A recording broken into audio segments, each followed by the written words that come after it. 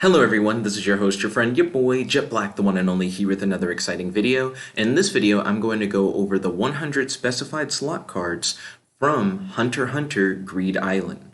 Greed Island is an arc of the HunterxHunter anime and manga in which our main characters find themselves inside of a game world where there are a series of magic cards that they're able to use in order to cast a variety of spells. What's cool about Greed Island is that when you win the game, you get to take 3 specified slot cards into the real world, and they'll actually work in the real world. So when looking at all of these card descriptions, it's interesting to think about not only what these cards would allow you to do in-game, but in particular, what 3 cards you would want to take with you into the real world. Today in this video, I am going to go over all 100 specified slot cards from HunterxHunter. So this is probably going to be a pretty long video where I try to talk about each card in a little bit of detail and give my opinion on each card. I might split this video into like 100 videos at some point so that if someone just wants to learn about like one card, they can easily find the video for that one card. I might also set up chapters in this video to where you guys can look in the description and see where like each card is in the video, so you can just skip to the card that you want to check out. So if I've done that, make sure that you like jump into the description box below and just find the card that you want me to talk about. But without further ado, let's start with Ruler's Blessing, the first card in the list. Ruler's Blessing, or Blessing of the Ruler. This is card 000, and its rank limit is SS1. Card description / effect. A castle given as a prize for winning the contest. Town with population of 10,000 included. Its residents will live according to whatever laws and commands you issue. Now, I think Ruler's Blessing is extremely powerful. I feel like there's a lot that you could do if you had like your own castle and town of 10,000 people who will literally do anything that you ask. That being said, I feel like that's a lot of responsibility to have on your shoulders. To like have to be like the head of like an entire town, because I feel like you would then have to make sure that everyone is like living well and that the town is like well supported. I mean, technically it sounds like the town would do whatever you'd say, even if you were a bad ruler, but I don't know. Like, I feel like the reward to responsibility ratio is kind of like, eh? I almost kind of would prefer a town where people just did whatever I said, but I wasn't the person who set the law. You know what I mean? Like, essentially, you'd still be able to set the law in a way by people just doing whatever you want, but I almost wish that the town would be, like, kind of ruled over by someone else. I guess technically you could still do that, right? I could still tell someone, like, hey, I'm the ruler, but you'll do, like, the day-to-day, like, government stuff. Like, you'll, like, manage everything. And if I ever had a problem with what the government was doing, I could just say, hey, stop that. And because I commanded it, they would just be like, yes, sir, we'll stop that immediately. You know, so this seems like a pretty good card. I definitely would say it's pretty high ranking. I'm not sure if it would be one of the 3 cards I brought into the real world or not. There are a lot of really crazy cards in the 100 specified slots. So let's go from Ruler's Blessing to our next card. So the next card we're going to be talking about is Patch of Forest. This is card 001, rank limit SS3. Card description / effect. The entrance to the giant forest called the Mountain God's Garden, where many unique endemic species live. They are all tame and friendly.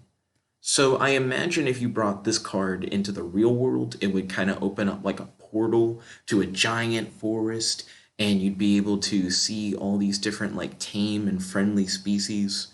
I don't know what endemic means, so I'm gonna Google endemic. Okay. A disease or condition regularly found among particular people or in a certain area, or a plant or animal native or restricted to a certain place. Oh, native or restricted to a certain place. So you would be seeing a whole bunch of animals that only lived in the patch of forest. So you'd see like a ton of like unique animals that you would like never see anywhere else, and they're all tame and they're all down to be your friend. I guess what's interesting about Patch of Forest is you don't have any idea what these animals will be like. You know they'll be tame and they'll be friendly, which that's cool, but you don't actually know what will be particularly interesting, I guess. Like if you told me that the Patch of Forest would let you like run into like dragons or like mythical creatures like unicorns and fairies and stuff like that, and they were all like tame and friendly, that would be really awesome. If I go there and it's like dogs, but they're dogs that you would never find anywhere else. They're like super rare dogs. I don't really think I would care. So I don't know. Patch of Forest is an interesting one. I feel like it's very based on like what kind of animals are there or not.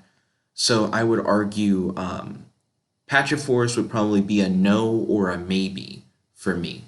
Like when it comes to whether or not I would take it into my set of 3 cards that I could bring into the real world. Next up, we got card 002, Plot of Beach, rank limit SS3, card description / effect. The entrance to a cave called Poseidon's Cavern. The cave changes its path at each visit, confusing intruders. So I imagine this one is similar to Patch of Forest, where it like opens up a portal, this time to a cave, and it sounds like it changes its path every visit, so intruders get lost, but I guess since it would be like your cave, you wouldn't get lost. Um, Plot of Beach seems really weird. It seems like something that you would use if you were like running away from someone, and then you activate your card, Plot of Beach, and it creates like a cave, and you run into the cave, and you know exactly where to go.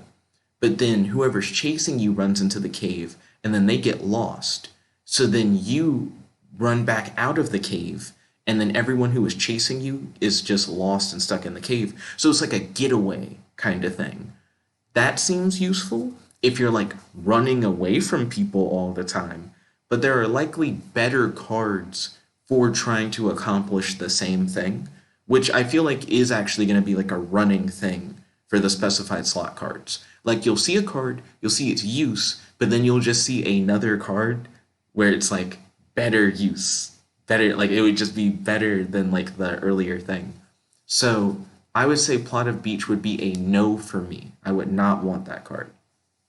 Next up, we're going to talk about card 003, Pitcher of Eternal Water. It is rank limit A17, and its description is as follows. A jar from which pure, clean water, 1,440 liters per day, continually flows. So having clean water for eternity sounds really cool, but it also doesn't seem particularly useful. If I like sold water and I was like, I have spring water, like perfectly clean, pure spring water, and I was like selling it to people, maybe that'd be cool. I live in an apartment complex, so I don't even think I would have the option to be like, oh, I don't pay a water bill. I just have like a pitcher of eternal water. So I don't think it's a thing where I could be like, I just use this instead of having a water bill payment or something like that. Because it constantly flows, it's not even a thing where you could just have it in your fridge and you're like, I just always have clean water. Because it sounds like you put this somewhere and then now you have your own personal like spring, right? This is gonna probably be a no for me. I know that water is like a key thing that you like need to survive, but I just don't feel like I'm in a situation where I would like need that. Now maybe I could use this to try and help areas that really need water, like places where people like regularly are like dying of like thirst or something. You could probably save a lot of lives with the pitcher of eternal water. But again, I feel like this is probably a specified slot card where you can find a use for it, but there's probably another card, a arguably better card, that probably would allow you to do the same thing. So, like I said before, Pitcher of Eternal Water probably would be a no for me. Now, maybe if you could control the rate of flow, I would be more interested in it. Because I think it would be kind of cool if you could use it as like a water cannon. Like if you could tell it to like stop flowing, or you could tell it to like shoot out the whole like 1,440 liters like all at once and like pew, like fire it at somebody. That could kind of be cool. Like there are uses for it, but I don't know. I think as described, I'm gonna pass on Pitcher of Eternal Water. Next up, we're going to be talking about card 004, Skincare Hot Springs. It has a rarity A15, and the description is as follows. A hot spring that cures you of any skin condition. Bathing in it for half an hour a day gives you skin as soft and as smooth as a baby's. Nah, I don't really care. So I should take better care of my skin. I don't really use lotion as often as I should. I don't really wash my face as often as I should. I probably don't drink water as often as I should. Like there is something to be desired when it comes to my skincare routine, right? But clearly I don't care enough about my skin normally due to the things that I just said, let alone enough to like pick a skincare based card to be like one of the 3 magic cards that I would take into the real world from a video game. So hard pass, don't care about skincare hot springs. Though, that being said, before we move past it, you need to think about all these cards from the perspective of like a business. You know what I mean? Because that's another thing. For any one of these cards where you're like, I personally wouldn't use it, you technically could be like, well, then I'll let someone else use it for money. You know what I mean? Like real quick, looking back at some of the previous cards, Ruler's Blessing. You could be like, hey, I'll give you like a town that you can rule over for like a ton of money. Like give me a ton of money and I will tell this whole town, like, hey, you guys all listen to this guy. Do whatever this guy says. And you could even do it for like a limited amount of time. You could be like, for the next week, listen to like everything this guy says. And then after that week passes, you then could take control of the town. Like you could essentially rent out a town for a week. So like that gives that card was already good. But just think about stuff like that. Like Patch of Forest. Patch of Forest, you could start like a pet store or something. You'd have a ton of like super unique friendly animals. And essentially if anyone wanted to like purchase one, you could be like, here you go. Here's a tame, friendly, super unique animal. And you could probably sell it for like a ton of money. Or you could be like, I discovered this animal that like doesn't exist anywhere else in the world or whatever. And then you could be like famous for making like a big discovery. Stuff like that. Plot of Beach. I don't honestly know what the like use of Plot of Beach would be from a entrepreneurial standpoint. Maybe you could be like, into the Cave of Mysteries, where every time you go in, like the path changes or something. It sounds almost like a novelty kind of thing, like a tourist attraction, where you could just have people come visit your cave and people would be astounded. They'd be like, how do the paths change every time? You could maybe like make money off of that, like charge people to go in the cave kind of thing. And then Pitcher of Eternal Water, we already talked about like the business opportunities for that one. You could sell the water or you could potentially give the water to those in need. Skincare Hot Springs, I definitely see how you could use this from like an entrepreneurial standpoint. You could charge people to spend like a half hour inside your skincare hot springs, and you could guarantee that a half hour a day will like give you like perfect skin. So I think from a business standpoint, pretty solid. From like a personal use standpoint, I don't really care for skincare hot springs. Next up, card 005, Spirited Away Hollow, or the Cave of Mysterious Disappearance. This is a rank S8 card, and the description is as follows. Enter and then exit this hollow, and you will be transported to a desolate location within the country. Circumstances will allow you to return to where you started without you having to spend any money. So, from a utility point of view, Spirited Away Hollow has a very similar utility to Plot of Beach, I would say. It's like a getaway card. You like summon Spirited Away Hollow, you like run through like a thing, and then suddenly you're teleported to like a desolate location. So hopefully you would like get away from whoever was chasing you kind of thing. And then you'd be able to get back to where you started without having to spend any money. So essentially you could like quickly activate this card, get away to somewhere where you know you'll be like alone, and then go back when you feel like it'd be safe.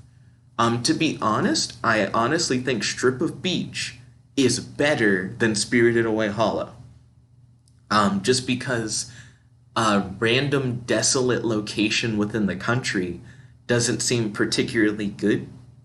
Well, at least with Plot of Beach, you like know you're in a cave that like you summoned, and there probably aren't gonna be like other things in the cave, and you know how to navigate through the cave to easily like get through and then get back out. Where Spirited Away Hollow is like, you randomly are gonna arrive in some desolate location, and you can get back to where you started without spending any money, but you have no idea how long it would take you to get back, or what you'll have to go through to get back, even if you don't spend any money. So I'm probably going to give a hard pass on Spirited Away Hollow. When it comes to like the entrepreneurial point of it, I honestly don't know. Like, it seems like a weird service even to like try and offer it for money. Like, do you want to go to like a desolate location and not have to pay for travel? Kind of like, I don't think anyone's trying to go to desolate locations normally. So Spirited Away Hollow is probably like my first super hard pass. Like, I don't even see it as like a money-making opportunity. I wouldn't want this card. So arguably, I would say it's like a bad card. But it's interesting that it's like an S rank card. Because I personally don't consider it an S rank card. Card 006, Liquor Spring, or Fountain of Liquor Birth. Rank A15. The description goes as follows. Draw some of the spring's water, and 1 hour later it will become a random alcoholic drink of exquisite taste and extraordinary quality. So this is one of those cards where I have to say, like, no for a personal use standpoint because I don't drink. Yes from an entrepreneurial point of view, because you could sell extraordinary, exquisite alcohol. Like, you could just have an alcohol, like, store or whatever. You know what I mean? Like, you just keep drawing water from the spring. You wait an hour, and then it's like, yes, I have another exquisite, extraordinary alcoholic drink, and you could, like, charge money for it. Now, you would probably need, like, a liquor license to do that. Like, there's probably a lot of stuff that you would have to do for this one in particular. Maybe if you offered the water, that actually is kind of interesting. If you sold people the water, and then you said, like, yeah, an hour later it'll become like a random alcoholic drink of exquisite taste and extraordinary quality, then you'd be like, I'm not selling alcohol, I'm selling water, right? And for all intents and purposes, if someone like looked at like your spring and they like analyzed the water or whatever, they'd be like, it is just water until like an hour later, kind of thing. So I don't know. That one seems kind of tricky from a legal point of view. I'd say no for personal use, maybe from a business perspective. Seems like it would be kind of weird for business. So next up, we have Pregnancy Stones, card 007, rarity/rank S10. Description. Carry a stone weighing 7 pounds each for 1 month, and you will get pregnant, even if you're male. You may choose the sex of the baby by the female or male stone. Okay, so this is something that I find actually fairly interesting, because some of these cards that you look at, independently, they seem like really weird, and you'd be like, why would I ever do that?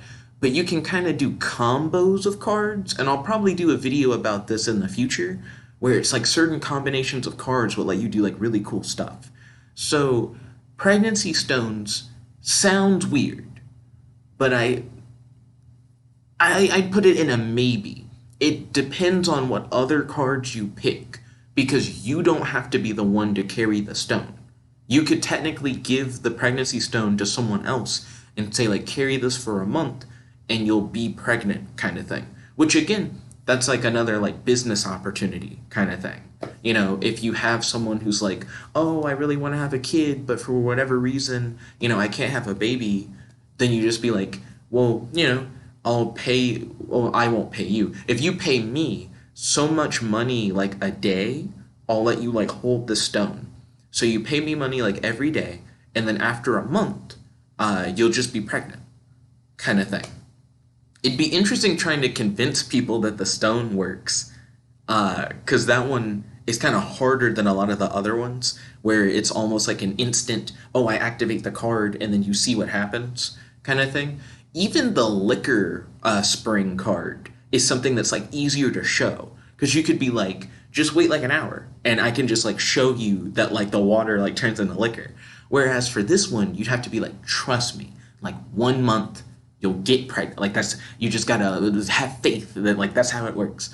So I feel like pregnancy stones is a hard sale if you want to do it for like an entrepreneur point of view. For personal use, I personally, at least right now, I can only speak for like my present self. I don't want a kid. Like I don't want kids. I could potentially see it being really useful with other cards though. Further down the line, I can like talk about like cards where pregnancy stones would actually be like really cool. So next up, card 008, Mystery Pond or Mysterious Pond, rank/rarity S10, and the description goes as follows. Release one fish into this pond, and there will be one more fish of that type the next day. You can keep any combination of fish in this pond, even saltwater and freshwater fish, together.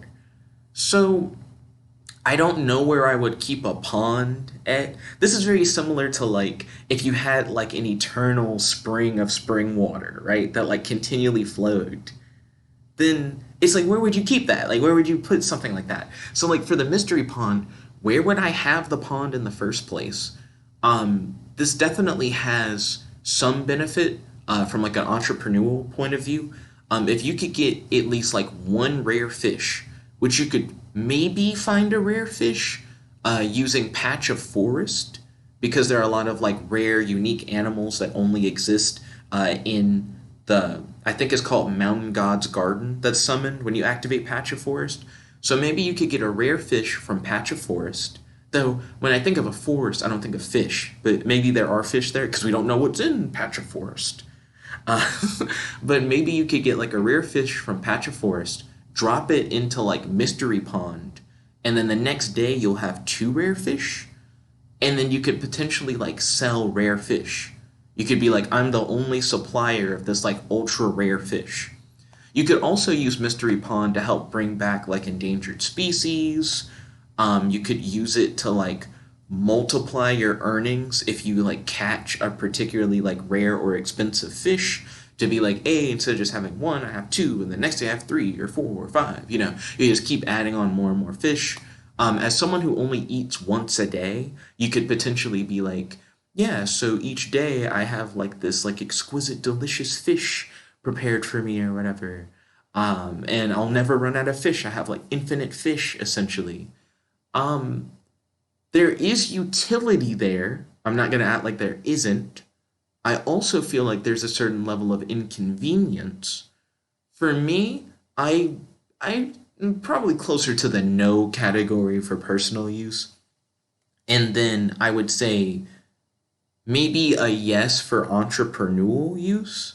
That being said, I've said yes for entrepreneurial use for a lot of these cards, so I would almost argue there's probably a better card than Mystery Pond for entrepreneurial use, especially Ruler's Blessing. So, Mystery Pond's probably a no on all fronts. A lot of these cards are probably like a no for entrepreneurial use, because Ruler's Blessing is something that people would spend a ton of money for, right? versus I think a lot of these other cards. So from an entrepreneurial and personal use perspective, Ruler's Blessing is like really high up there. It's also like one of the rarest, highest ranked cards, so duh. But you get where I'm coming from with that. Like Mystery Pun, even though you could use it to make money, there are better cards that you could pick to make money with, especially if you only get 3 of the cards. Next up is card 009, Tree of Plenty or Tree of Good Harvest. It is a rank/rarity S10. It is a tree that bears all sorts of fruit. No matter how much you harvest, it will be full again the next day. The type and number of fruit are random. So again, as someone who eats once a day, this is pretty good. You just have like free fruit forever. I think the issue that I have with Tree of Plenty is that if I was like Tree of Plenty and I like summon the tree, would the tree, like what if the tree spawned with only 1 piece of fruit every day? So you pick the fruit and then it's like, oh man, I guess every day I only get 1 thing of fruit. Like in your worst case scenario, it could be a fruit you don't like and it could be only 1 fruit. And every day it like refills with fruit. I don't really like that, to be honest. It doesn't seem like it has good business potential unless it like summons like a whole bunch of fruit and like a variety of fruit. And from a personal perspective, even though I only eat once a day, I'm not like, oh man, and my 1 meal a day is like full of all kinds of fruit. I like fruit. I like enjoy fruit, but I don't think I like fruit enough to use up one of my slots, like one of my 3 slots for Tree of Plenty. This definitely could help people in need, potentially, based on like how much fruit grows on it, you know. And you could even potentially use it for like entrepreneur stuff, you know, selling the fruit. But I'm gonna have to pass on Tree of Plenty. Weird card. Okay, so next up we got card 010, Golden Guidebook. This is a rank/rarity A20 card, and the description is a travel guide that lists where and when you can meet people of the opposite sex who are your type. I don't know what it means by who are your type, right? Is your type just like that you're interested in? Or is your type like your like perfect match kind of thing? I think it's just that you're interested in. Like if you have like a particular like type of person of the opposite sex that you like really like I guess, then the guide will allow you to like find when and where you can meet them. But I saw someone else talk about this card and they mentioned something that's really important. This card doesn't actually help you like get with that person. Technically, there are other cards that do stuff like that, so using Golden Guidebook in combination with other cards could potentially help you get with that person, like actually like start a relationship with that person. Um, but I don't know. It seems interesting. Maybe this is one of those things where you could use it as a service. Like you let someone else look at the guide and then like the list changes to where they can meet people of the opposite sex that are their type. So you could like offer it as like a dating service thing for like finding people that they'd be interested in. And it's like, oh wow, I opened the Golden Guidebook and now I can see like, oh, all these different people that I could like potentially ask out and like when I could like run into them and where. So Golden Guidebook has some entrepreneurial stuff in that regard. Um, and I guess it has some personal use stuff. I'm currently single. I'm kind of in like a weird situation, I would say. I'm single, but there's someone who's like shown interest. It's weird. But I would say for Golden Guidebook, I'd say yes, maybe in combination with other cards, but probably not because they're just better cards for that, I would argue. Like there's probably a 1 card solution that kind of would do everything that Golden Guidebook would do. You know what I mean? So there's probably a better card for that kind of utility. So I might pass on Golden Guidebook, right? And then from an entrepreneur perspective, Yes, you could make money off of it, I think, but there are better cards for making money too. So Golden Guidebook, I think, would fall into a maybe category because I could see myself potentially wanting it with other cards, but I could also argue that there are other cards that are just better. So that's my opinion on Golden Guidebook. Card 001, Golden Scales, or Golden Balance. Rarity / rank B30. Description. When faced with a two-option choice, these scales will tell you which is better for your future. Golden Scales, I think, is a hard yes for personal use and for like entrepreneurial use because it's essentially like a real fortune teller. And all you have to do is just ask the scale, like, should I do this or should I do that? And the golden scales will tell you, like, which is the better option out of the two options. I do think fortune telling is just, like, pretty solid if it's, like, 100% accurate kind of thing. And the golden scales just sound like they are accurate. So, yeah, I think that one's just, like, really good. Now, there might be a better fortune telling card that we run into down the line. But right now, I would say out of the cards we've looked at so far, Ruler's Blessing, I'm like constantly talking about how much I like Ruler's Blessing. Ruler's Blessing is probably like really solid. And then Golden Scales seems like it's pretty solid. Imagine like Golden Scales for like relationship stuff. Because Golden Guidebook kind of made me start thinking about like relationship stuff. You could be like, okay, so I know that there's someone of the opposite sex who's going to be at like cookout, and they're going to be there at like 3 p.m. Should I go to cookout to like see this person of the opposite sex who's my type? Like you ask the golden scales, like yes or no. And if the golden scales is like, yes, you should go to cookout to like go see that person of like the opposite sex or whatever, then you could be like, oh, bet. Yeah, like this is a good idea. Like I should go because whatever's going to happen will be better for my future than if I didn't go. You know, stuff like that makes golden scales feel like invaluable because it makes other cards seem more useful. Also, considering the fact that these cards all exist inside of like a video game world, and you can use them in the video game world, and then at the end you have to pick like which three you should take into the real world, you could potentially ask the golden scales about each and every card you have, and ask the golden scales like, should I take like this card into the real world or should I not? And then the golden scales could tell you like yes or no. And then you could just do that to preview each card to figure out what the perfect three cards would be for you to put like into the real world. So golden scales, invaluable, incredibly good card. So I would say that one's a definite yes for personal and entrepreneurial use. Who wouldn't want to know like the best option when in a two option scenario? Also, another thing that's cool about golden scales, even if you have to pick between more than two options, all you have to do is just shrink it down to like a two option set. So if you had 30 choices, just weigh them two at a time until you finally figure out what the best option is.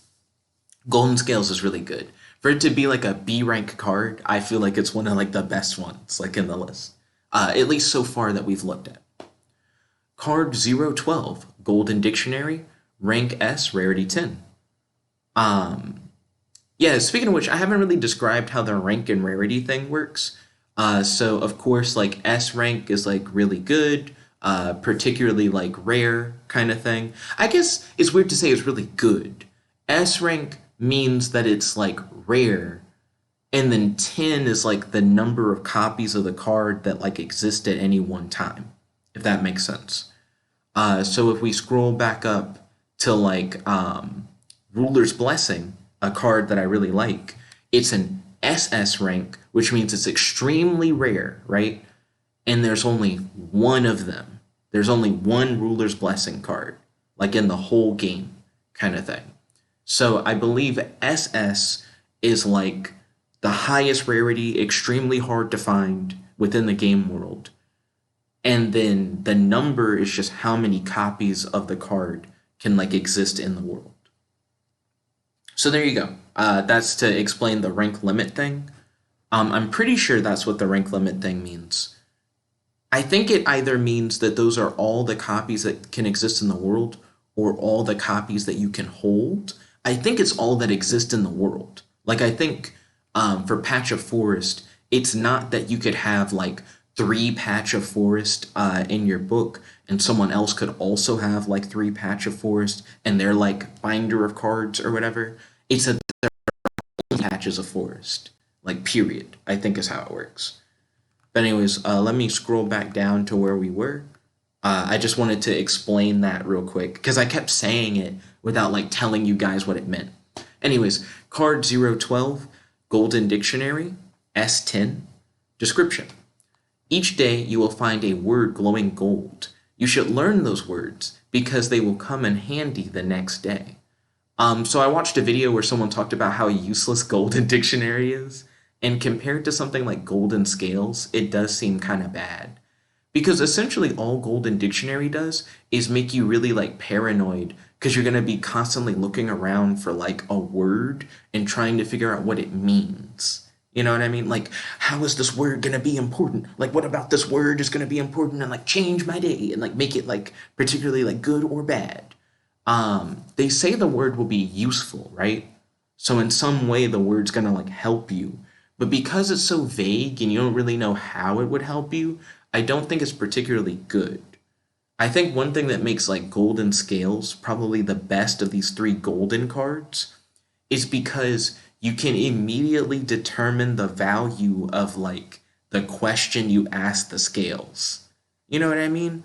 If you're like, Golden Scales, should I buy a new car like right now? Or should I like not buy a new car right now? Or like, should I buy like GameStop stock right now? Or should I not buy GameStop stock right now? That's going to be a dated reference in the future. But at the time of this recording, GameStop is like a crazy stock and people are making a lot of money off of it, but it's really risky to buy into it. Anyways, if you asked it stuff like that, especially like risky things where you would have no idea whether or not it'd be good for you to do, the Golden Scales could be like, yeah, like you should get GameStop stock right now. It'll be like better for your future if you do it right now, kind of thing. Then you'll be like, oh, it's not risky anymore because I know like the outcome will be good. And if the Golden Scales said, nah, like you shouldn't try and get the GameStop stock right now, then you'd be like, okay, I know it'd be worse for my future to get the GameStop stock, so I won't get it. That's awesome. Like, Golden Scales is super useful. Golden Dictionary is so random. Like, because it's like a word it'll be handy the next day. For one, it only helps you for things that'll happen in the future. So if I look in my Golden Dictionary and like a word is glowing gold, let's say the word apple or whatever, what does that mean? Should I buy Apple stock? Should I like buy like apples? Should I be like eating more fruit? Will I find the apple of my eye, like a metaphoric kind of thing? Will I like find something that I really like? You know, like, because it could be construed in so many ways, Golden Dictionary just doesn't seem particularly useful. From an entrepreneur point of view, you could kind of use it in a fortune-telling sense, where you could be like, oh yes, I predict that the word cucumber will be very useful for you in your future, kind of thing. But that's lame, and you would much rather use something like Golden Scales for like a fortune-telling entrepreneurial kind of thing. So yeah, Golden Dictionary is lame. Also, Golden Dictionary only gives you 1 word a day. Golden Scales, I can ask questions like as many times as I want. Golden Dictionary, I only get 1 word. That's so lame. So yeah, Golden Dictionary I think is a hard pass on all fronts. I don't want it. Next up is card 013 or 013. It's called Luck Bank Book or Good Luck Passbook, A20, and here's the description. Refrain from using the little things of good luck in your daily life, and you can accumulate and convert them into cash. This one's kind of interesting. Essentially, the idea would be like if you have a lucky charm of some sort. I know, I think my friend Montel has like a lucky like pair of underwear or whatever. If you didn't use your lucky charm, like let's say Montel was like, I'm not gonna wear my lucky underwear for like a week or something, then you essentially are making money from not using your lucky charm. What's interesting about this is that you can argue that like lucky objects don't really help you that much. I have seen research that says it has like a psychological effect, almost like a placebo thing, where when you have something lucky, it like boosts your confidence and you like feel better about yourself. But if you're someone who personally doesn't use lucky objects already, it sounds like all you would need to do is get a lucky object and then don't use it. For example, like if you could get a four-leaf clover, or if you could get like a rabbit's foot, or if you could get like a horseshoe, something like a horseshoe or like a rabbit's foot or something that you could probably easily buy because those are like lucky charms that people sell normally. So if you invested money in buying like a lot of lucky charms to where you just had like 20 rabbits' feet and like a bunch of like horseshoes or whatever, you would then earn money from just not using them. Like you put them in a box and they just collect dust in a box. And while they're collecting dust in a box, you're making money. And then you could potentially use that money to invest in like more lucky charms until eventually you have so many lucky charms that you're not using that like you're making enough money to live off of. You know what I mean? So this one is good all around, I think. It really depends on how much money you earn from like not using good luck charms. You know what I mean? So that would, I guess, be like what I would need to know. Like if I refrain from using a Lucky's rabbit's foot for like a day, if that earns me like $1, that's not particularly good, but $1 a day, I guess, is better than not making $1 a day. If not using a lucky rabbit's foot for one day earned you like $10, then that sounds pretty good. Because you could like just level up the number of lucky rabbit's feet. I imagine they're not that expensive. So if you just bought a whole bunch of lucky rabbit's feet, so you had 100 lucky rabbit's feet, and now you're making like $1,000 a day from not using the lucky rabbit's feet, that's pretty good. Because that's like $7,000 a week, probably more than enough for you to live off of comfortably. So Luck Bank Book is a maybe for me. Without knowing the conversion rate, there's no way of knowing whether or not it's super good. And it seems like it's not something you would use entrepreneurially. It seems like something that you would just use to make money. That's kind of what it's for, like off the bat. Like you wouldn't like sell stuff with it. You would just use it yourself to make money. So that's kind of interesting. That's one of the first ones where I'm like, I don't think you would actually sell it in any capacity. Let's see. Next up is card 014 or 014. Connection Severing Scissors or Edge Cutting Scissors, B22. Description. Cut a picture of someone you don't want to see with these scissors, and you will never see them again. Caution. It will take effect on everyone in the picture except yourself. This is a hard no. You could use it for entrepreneurial use, but I honestly don't think I'd feel comfortable using it for entrepreneurial use. And here's why. So I've been in positions before where I've felt like, oh man, this person like did something really bad and I don't want to like have to be around this person or like talk to this person. I don't consider them like a friend. You know, you distance yourself or whatever. But as I've gotten older, I'm like, that's stupid and you shouldn't do that. It seems like something you do out of like an emotional thing where you're like, oh man, you know, I could never imagine a time where I would like want to see that person again. But I would argue that people change. Like you'll probably change over time. The person you're upset with will probably change over time. And it's possible that whatever thing they did that seems so bad and like earth shattering and you'll never forgive them, eventually you'll either not feel that way anymore about the thing, like your perspective changes, or the person somehow like makes up for it in a way and like changes to where it just doesn't really matter anymore. Like it's something that seems like a big deal at the time, but then isn't a big deal in the long run. And there are plenty of people who have like a falling out at some point, but then later, they reconnect and they're better friends than they like ever were before. It was just like kind of like a trial that you kind of had to go through to then now like feel like secure in your like friendship, relationship, whatever. So connection severing scissors to me sounds like a mistake. Don't want it. I don't want connection severing scissors, personally. I'm sure people would pay to use them. Nah, that ain't me. No thank you. Next up is card 015 or card 15, Fickle Genie or Whimsical Majin S10. The description is as follows. This genie will grant you 3 wishes, but you need to suggest 1,000 potential significantly different wishes, and he will choose 3 from among them. No cheating by asking for different increments of money. So for the Fickle Genie, I probably would put this in the hard yes category. And you may be wondering, like, why would you put this in the hard yes category?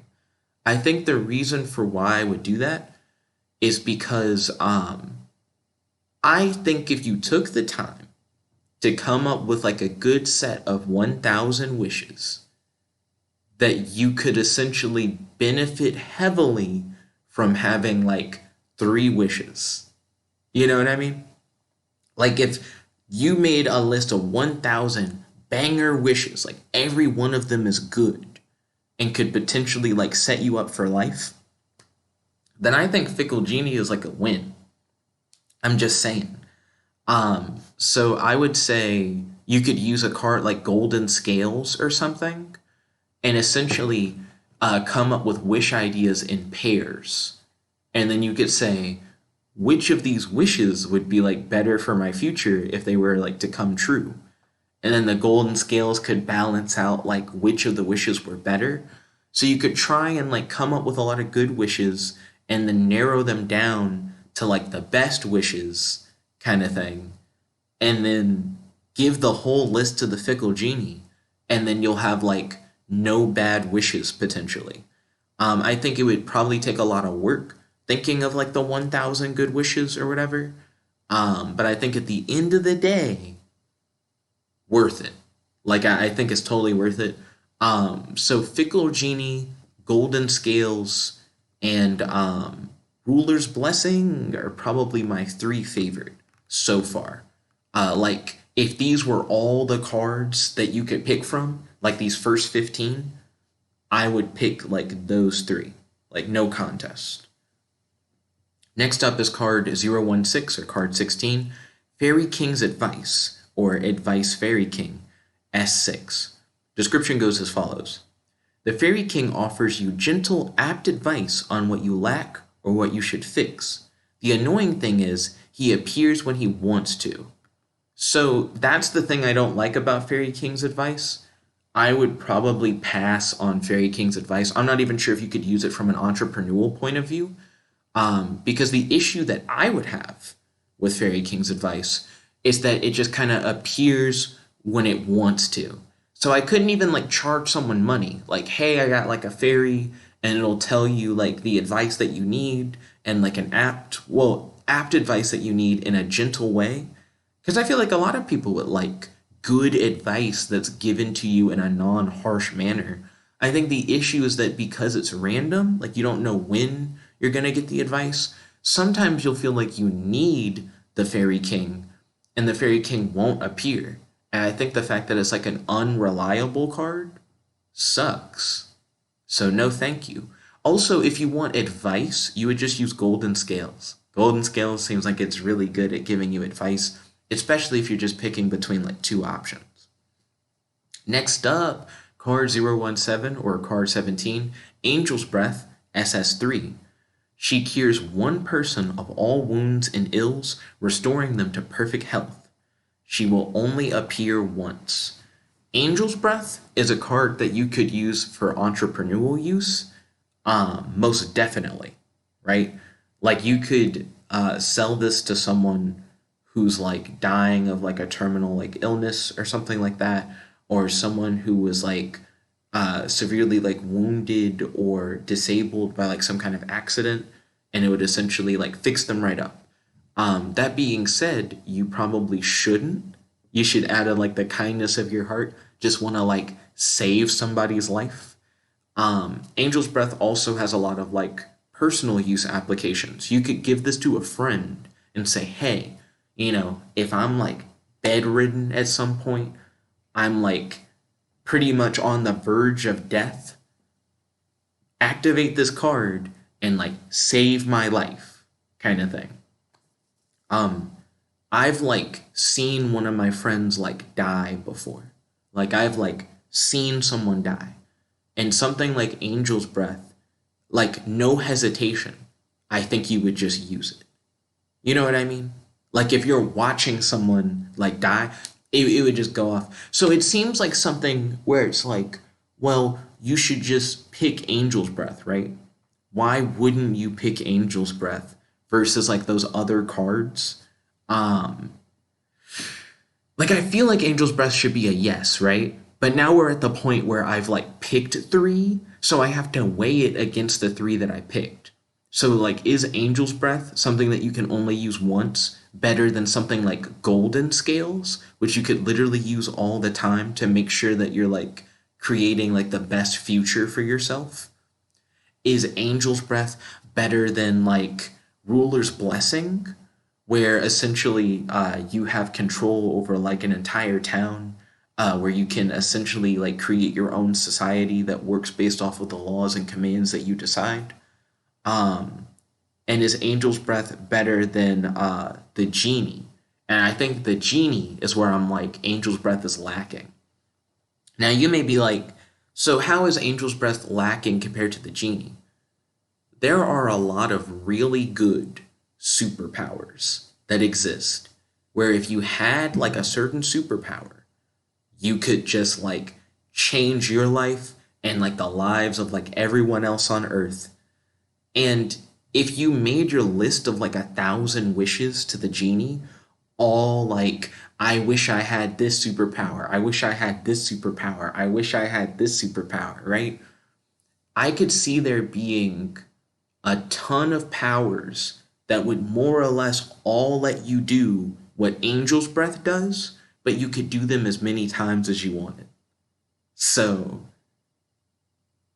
it's really good. It's really good. Like, I'm not going to say that Angel's Breath is bad, but I just think with the Genie, I could probably get Angel's Breath anyways. I mean, to be honest, with the Genie is like getting 3 cards.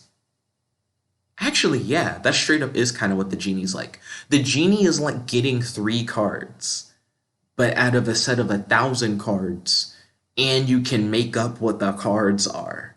You know what I mean? Like, you could make one of your wishes, I wish I had like a copy of Angel's Breath that I could use in real life.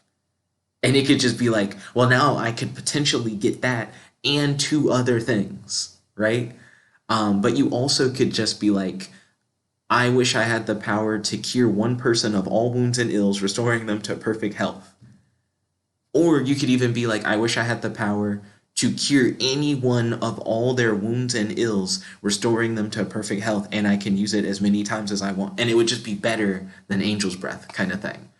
But I guess that's the issue with the Genie, is that there's no guarantee that you would get that, you know what I mean? But if you did get it, it would just be like infinitely better than Angel's Breath. And it also can essentially do any of what the other cards can do. So the Genie's pretty high up there. Genie's like really good. So Angel's Breath I would probably put in like a maybe slot. And I could see you potentially replacing, and I know I just talked about how good the Genie is, but you could potentially replace the Genie with Angel's Breath.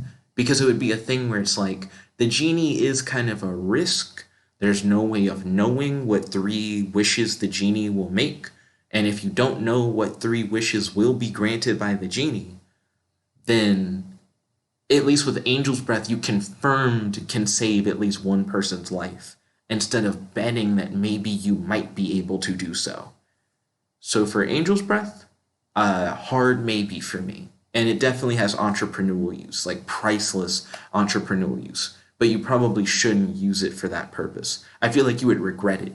You'd become like super wealthy off of it potentially, but then someone close to you will get like sick or like die, and then you'll feel bad that you didn't use it for like someone close to you.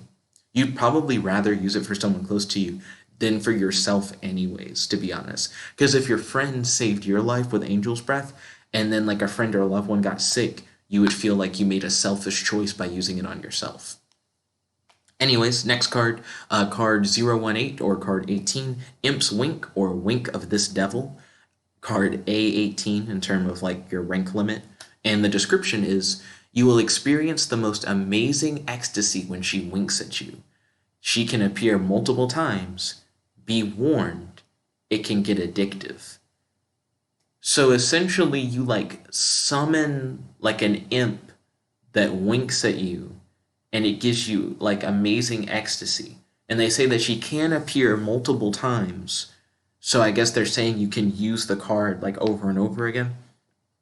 Unlike Angel's Breath, where the angel like only appears one time to like heal someone. Speaking of which, I just realized, is this another series? So some of these cards are in what you would call a series of cards, where they're all like fairly similar, right? Like the golden cards, like Golden Guidebook, Golden Skills, and Golden Dictionary are all like divination cards about like trying to ascertain information about the future. Fickle Genie, Fairy King's Advice, Angel's Breath, Imp's Wink. These cards could also potentially be in a series. They're all about like summoning some kind of mystical creature that can like help you in some way. So that's kind of cool. Because it's not just spelled out that like, oh, this one's clearly a series, this one's clearly a series. So that's kind of dope. Going back to Imp's Wink, it sounds like drugs, and I don't like drugs. You could definitely get entrepreneurial use out of this. People would definitely pay for like amazing ecstasy. I'm gonna have to hard pass on Imp's Wink. I don't want anything introduced to my life that is like super addictive, or it could be like harmful. So no, thank you on Imp's Wink. I hard pass. Like no, don't want it. Card 019 or card 19, Poltergeist Pillow or Spirits of the Dead Pillow, rank/limit A13. And the effect is, sleep on this pillow and your astral form will be able to wander at will, but you will turn into a real ghost if you do not return to your body within 24 hours. Poltergeist Pillow, dun, dun, dun, dun, dun, dun. I would argue that Poltergeist Pillow is actually really good. It's like probably one of the best cards that I've read so far. I like the 19 cards that we've read. I guess we've read 20 cards because the first card is card number 0 and we've counted up to 19. So out of the first 20 cards, Poltergeist Pillow is really good. So think about what you can do as a ghost. Remember the Danny Phantom theme song? You can walk through walls, disappear, and fly. So there's so much that like ghosts can do. In AI Dungeon 2, which is a game where you can do anything and say anything, whenever I die, I have a habit of saying, like, I try to turn into a ghost. Because if you can be a ghost, you can just do so much stuff. It's better than being alive, to be honest. You don't have to eat, you don't have to sleep, you don't have to, like, drink water, you don't need shelter. You can go anywhere. People can't really hurt you. You can like phase through stuff. You can still like communicate with the living. You don't have any responsibilities. You don't have to work a job. Like being a ghost is just like, mwah, right? And what's cool about Poltergeist Pillow, right? I can choose to be a ghost for up to a day, right? And then I have to like go back to my body. Or I can literally be a ghost forever. If I just wanted to be a ghost, like if I was like, this is just better than being alive, then I could just stay a ghost. That to me is a win. Like that's not an L because it doesn't say like you die and then you go to like the afterlife or something like that.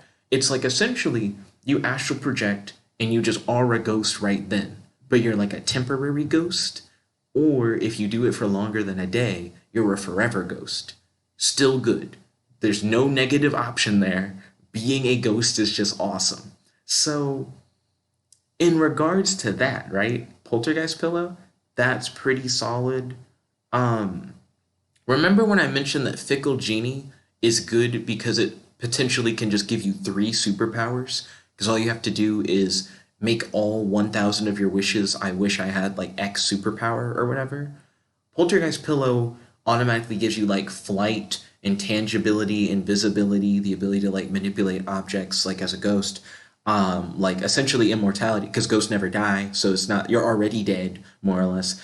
Like you're getting like a whole bunch of powers immediately on the jump, right? Versus Fickle Genie, which gives you three powers, and you're not entirely sure if they're three like super good powers, or Poltergeist Pillow like confirmed three really good powers that you can either use temporarily or permanently. So when you look at it like that, I think Poltergeist Pillow is probably it's somewhat better than Fickle Genie. Like if I had to replace one of the three cards in my set, so possession is another cool ghost power. But if I had to replace one of the three cards, talking to other spirits is another cool ghost power. If I had to replace one of my cards in my set, I really like Ruler's Blessing, but I guess Ruler's Blessing doesn't do unless you can still command the town from beyond the grave. So you're like the eternal ruler of like the kingdom. That's actually kind of cool. Yeah, it's like the idea that like if the cards don't stop working when you die or when you become a ghost or whatever, then you could keep using some of the effects after you die. And if you could still use the scales as a ghost, yeah, that's actually really good. So Poltergeist Pillow, really, really good, interchangeable with Fickle Genie. I would have to ask the golden scales, which should I take? Poltergeist Pillow or Fickle Genie? But Poltergeist Pillow is really solid. Technically, with Fickle Genie, you can make one of your wishes like, I wish I had all the powers of a ghost. You know? It's hard to say. Next up, card 020 or card 20, Mood Clock or Mind Spirit Meter, rank/limit B30. This clock sets your current state of mind. Turn it to noon and you will maintain perfect serenity.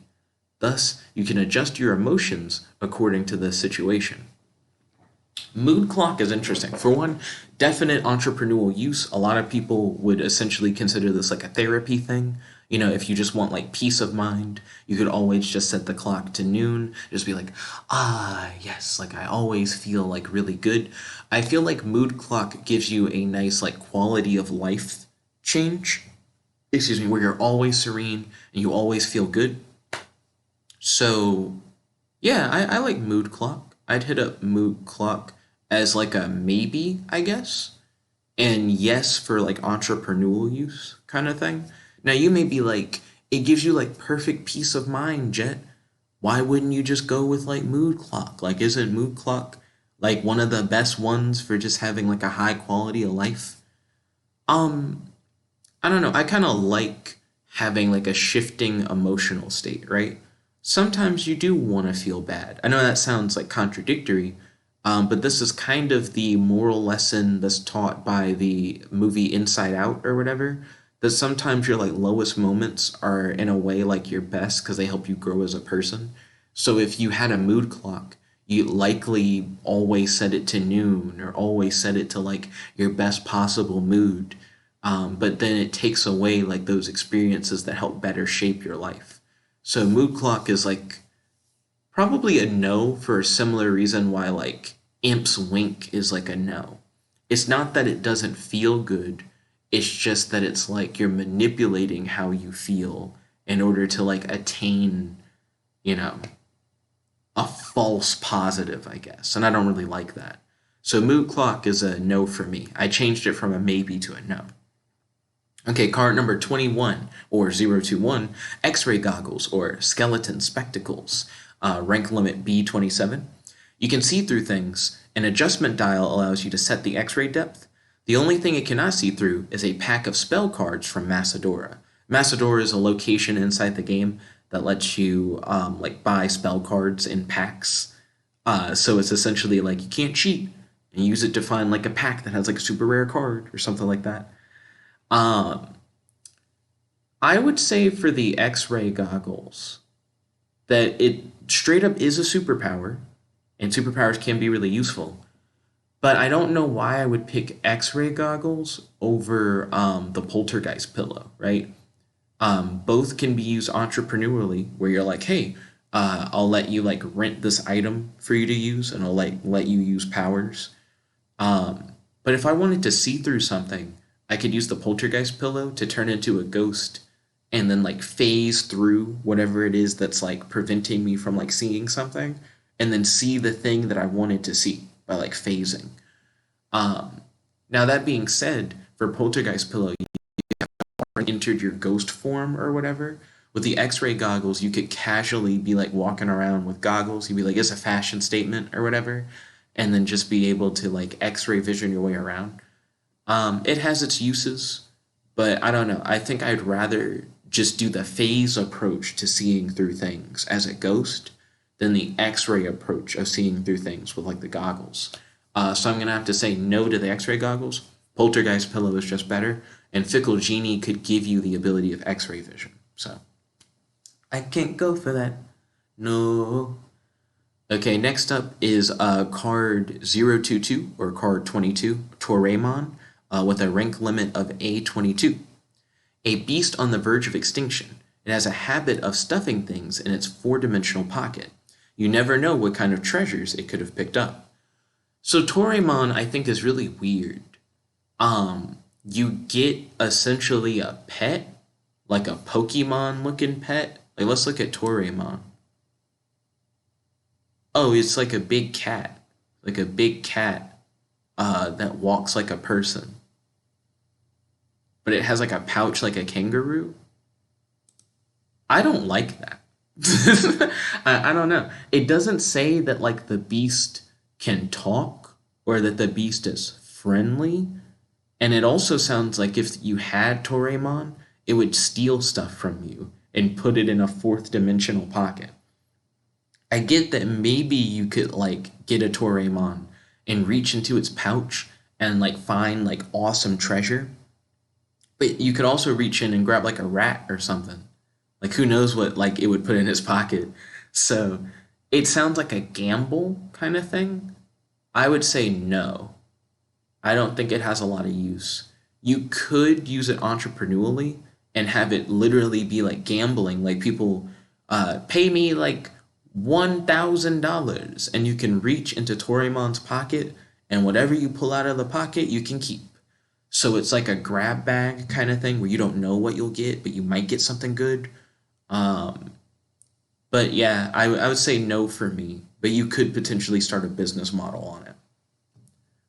Next up, card 023 or card 23, Tome of a Thousand Tales or the Adlet book, rank limit B30. A book that shows you a different story each time you open it. If you want to stay on the same story when you put it down, use the special bookmark included. So I kind of like the idea of having a book of like infinite stories, but I do also have a problem with that. The issue that I have with it is that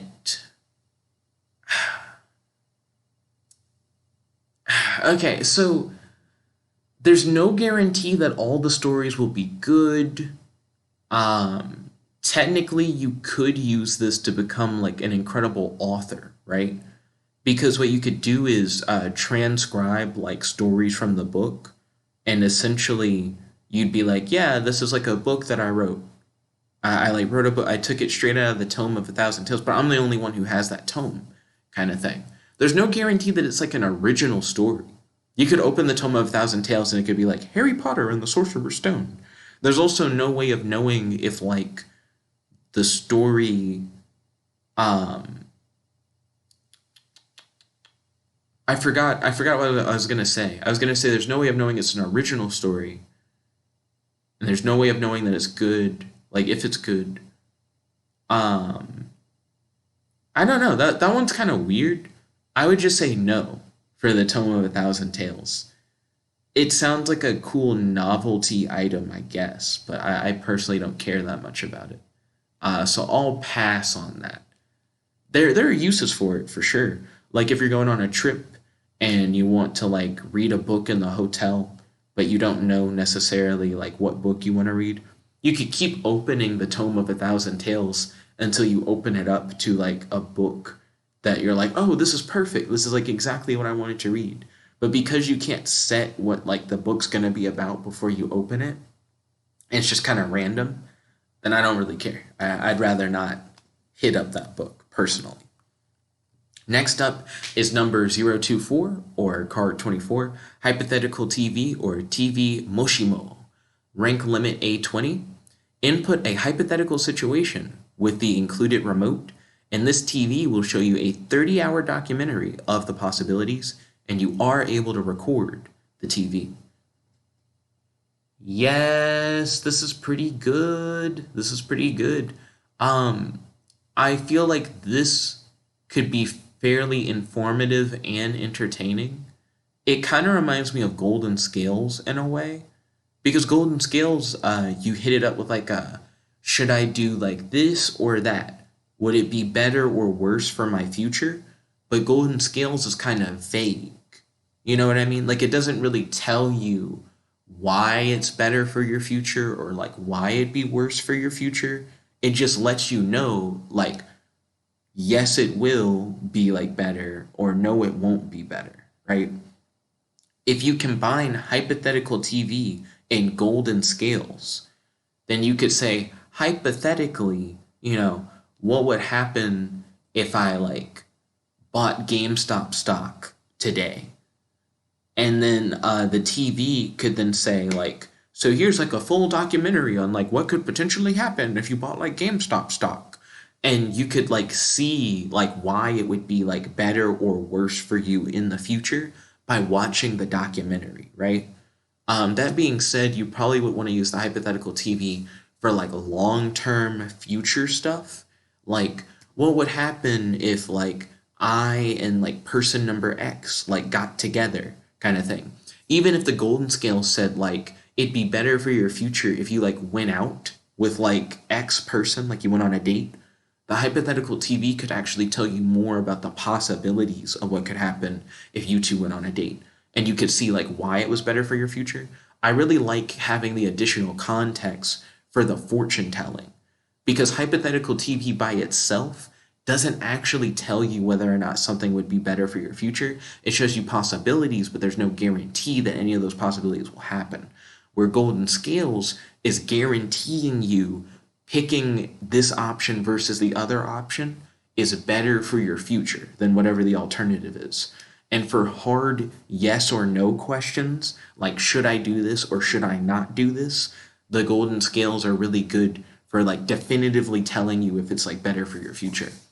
So hypothetical TV, I guess, is like I'd probably say no, to be honest. It's a no or a maybe. I like it paired with golden scales, but then you have to ask yourself, like, is it really doing anything more than what golden scales is doing? And other than providing context, no. And because golden scales can be used for long-term or short-term like questions about your future, whereas hypothetical TV, because it's like a 30-hour documentary of like all the possibilities, it'll take you longer than a day to sit through the whole thing to even know what you should do, like to even like see what the outcome of your options would be. So I like it, and I think when combined with golden scales is particularly powerful, but I don't think it's a go-to for me. I'm probably gonna have to say no. Excuse me. Next up is Risky Dice. This is card number 25, rank limit B30. A 20-sided die with one skull face and 19 star faces. Great things happen when you roll a star, but rolling the skull will be bad enough to cancel out all previous great events. So I'm going to have to go with a no. This is probably pretty good for like entrepreneurial use, surely.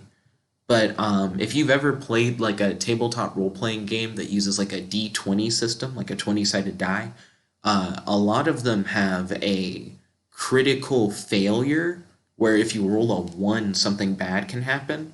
And sometimes in something like D&D, if you roll a 1, you could literally just die. Like something so bad occurs that you just like eat shit and die.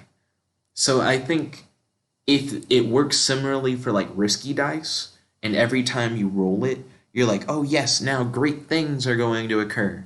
For one, it doesn't really tell you what the great thing will be. It's just something great will happen. Um, but I don't know. Like I think it's too big of a risk. I don't want the possibility for me to roll the die and something so bad happens that it undoes all the good things that happen. It sounds like you'd be good at most for like 19 rolls, right? Like if you have like a 1 in 20 chance of like you like rolling a skull, then that means if you rolled it like 20 times, you're likely to get the skull at least once. So if you were as like super duper lucky, right? You could potentially roll it 19 times and get a star every time. But as soon as you get to the 20th time, the likelihood of it being a skull would be extremely high.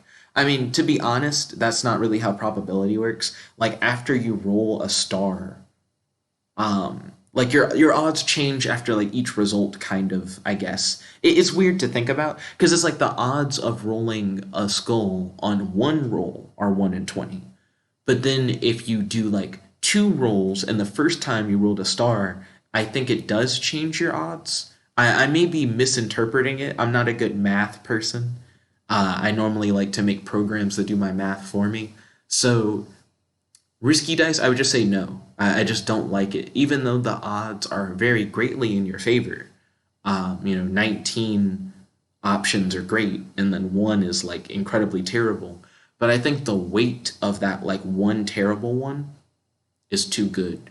And the fact that the skull is bad enough to cancel out all previous great events, then it sounds like whatever good things you earned from the previous rolls, you lose them. But also, what if it cancels out all great events in your life, period, not just ones that you got from the die? Like if you rolled a skull first, does it then cancel out like all the great things that happen in your life, regardless of whether or not they came from the risky die? I think that would really suck. So, with that in mind, nah, that ain't me. That sounds like that literally can ruin your life. Next up, card number 026, Night Shift Dwarves or 7 Working Dwarves, rank limit A20. They can do any work you can do, and they will work as long as you are asleep. They cannot do anything beyond your abilities. Night Shift Dwarves to me sounds good if you like work. For example, I work like 8 hours a day, right? But I have like super flexible hours to where I can kind of work whenever I want to. So if I were to say, oh, well, I'm going to work late, I could have the night shift dwarves like literally just do everything that I would have done, like while I was like asleep. And then I wake up and I'm like, yeah, like I worked 8 hours. We had like a project to do and the dwarves like finished up the project or whatever. I think that'd be fine, like to be honest. I think the only issue I have is that I have like meetings and stuff. All my stuff is telework, which is nice. So I'm just like working on a computer, so I don't have to be anywhere to do anything. So I think the night shift dwarves being able to like work from home and work on my computer while I'm like asleep is like pretty solid. But I do have meetings and stuff that are just during the day because most people are working like normal work hours and not working at night.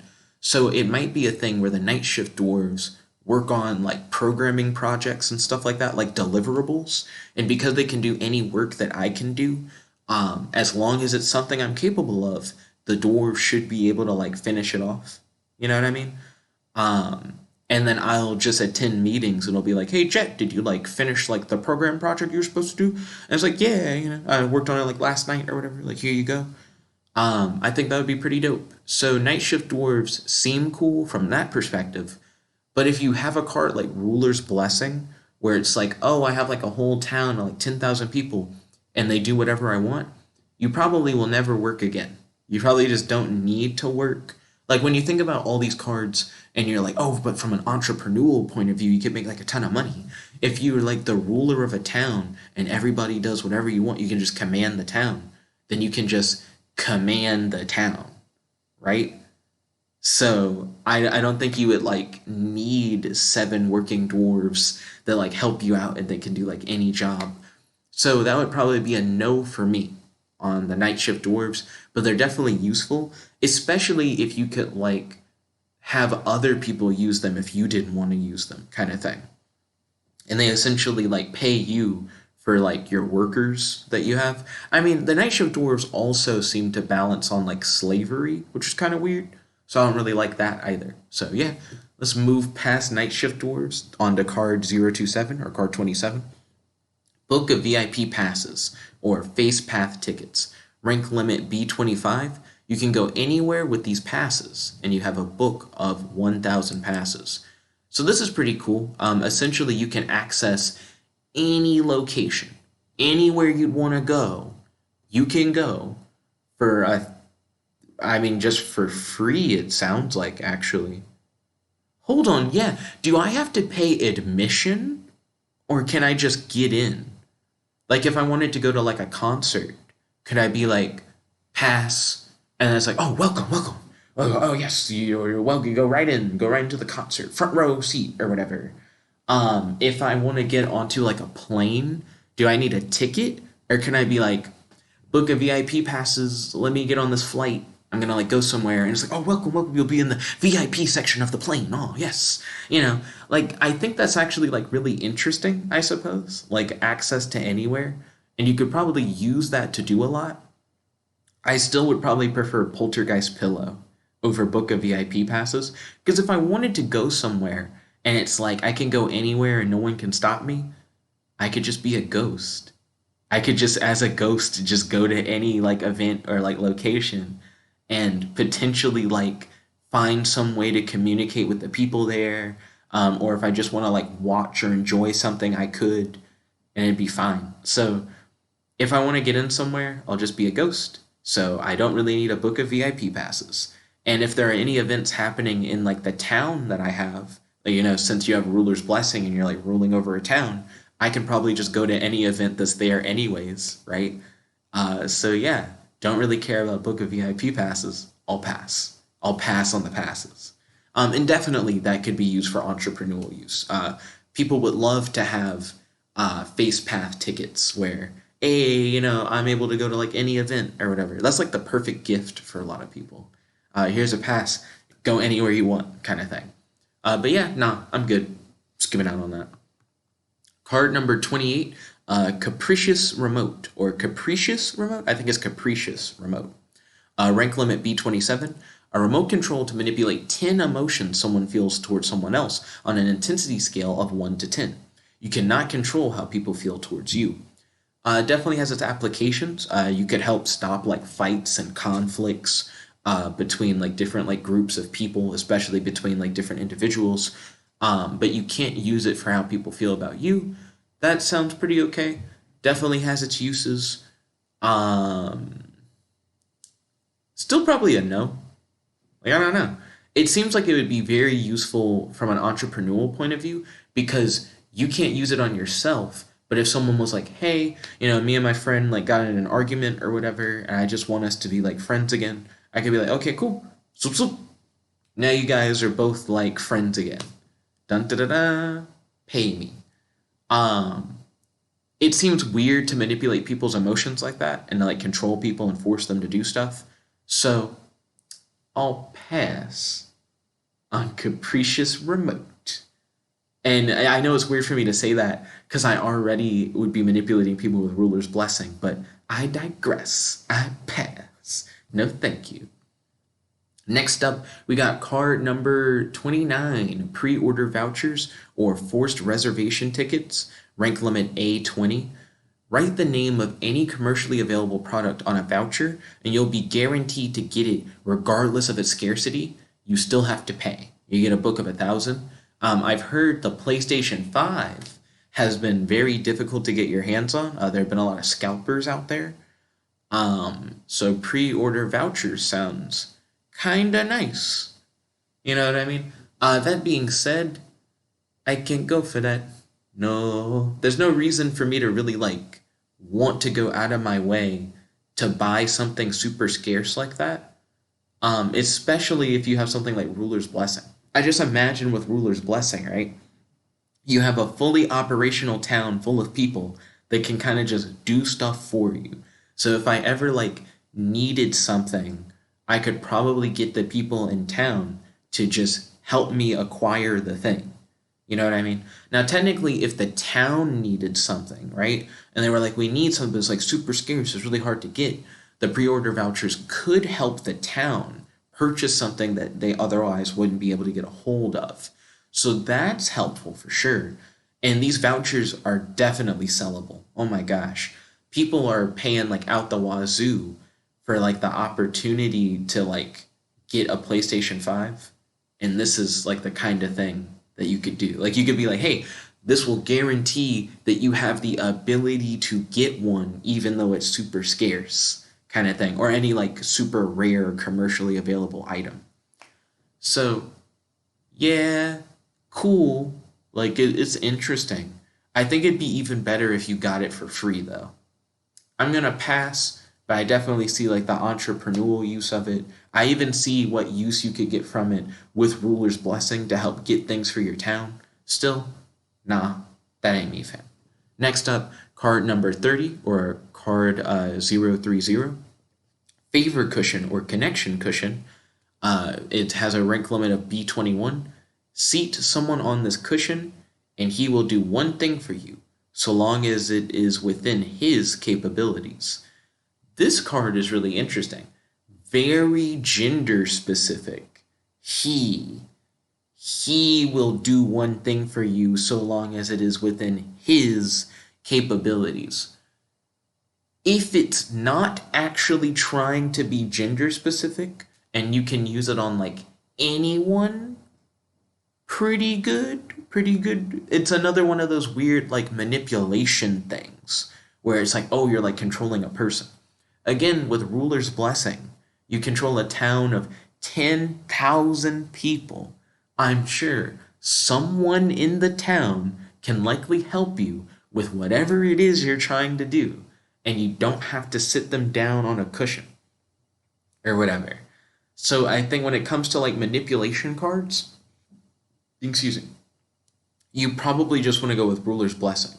You could argue with the Favor Cushion, you could control someone who didn't even like live in your town that you control, right?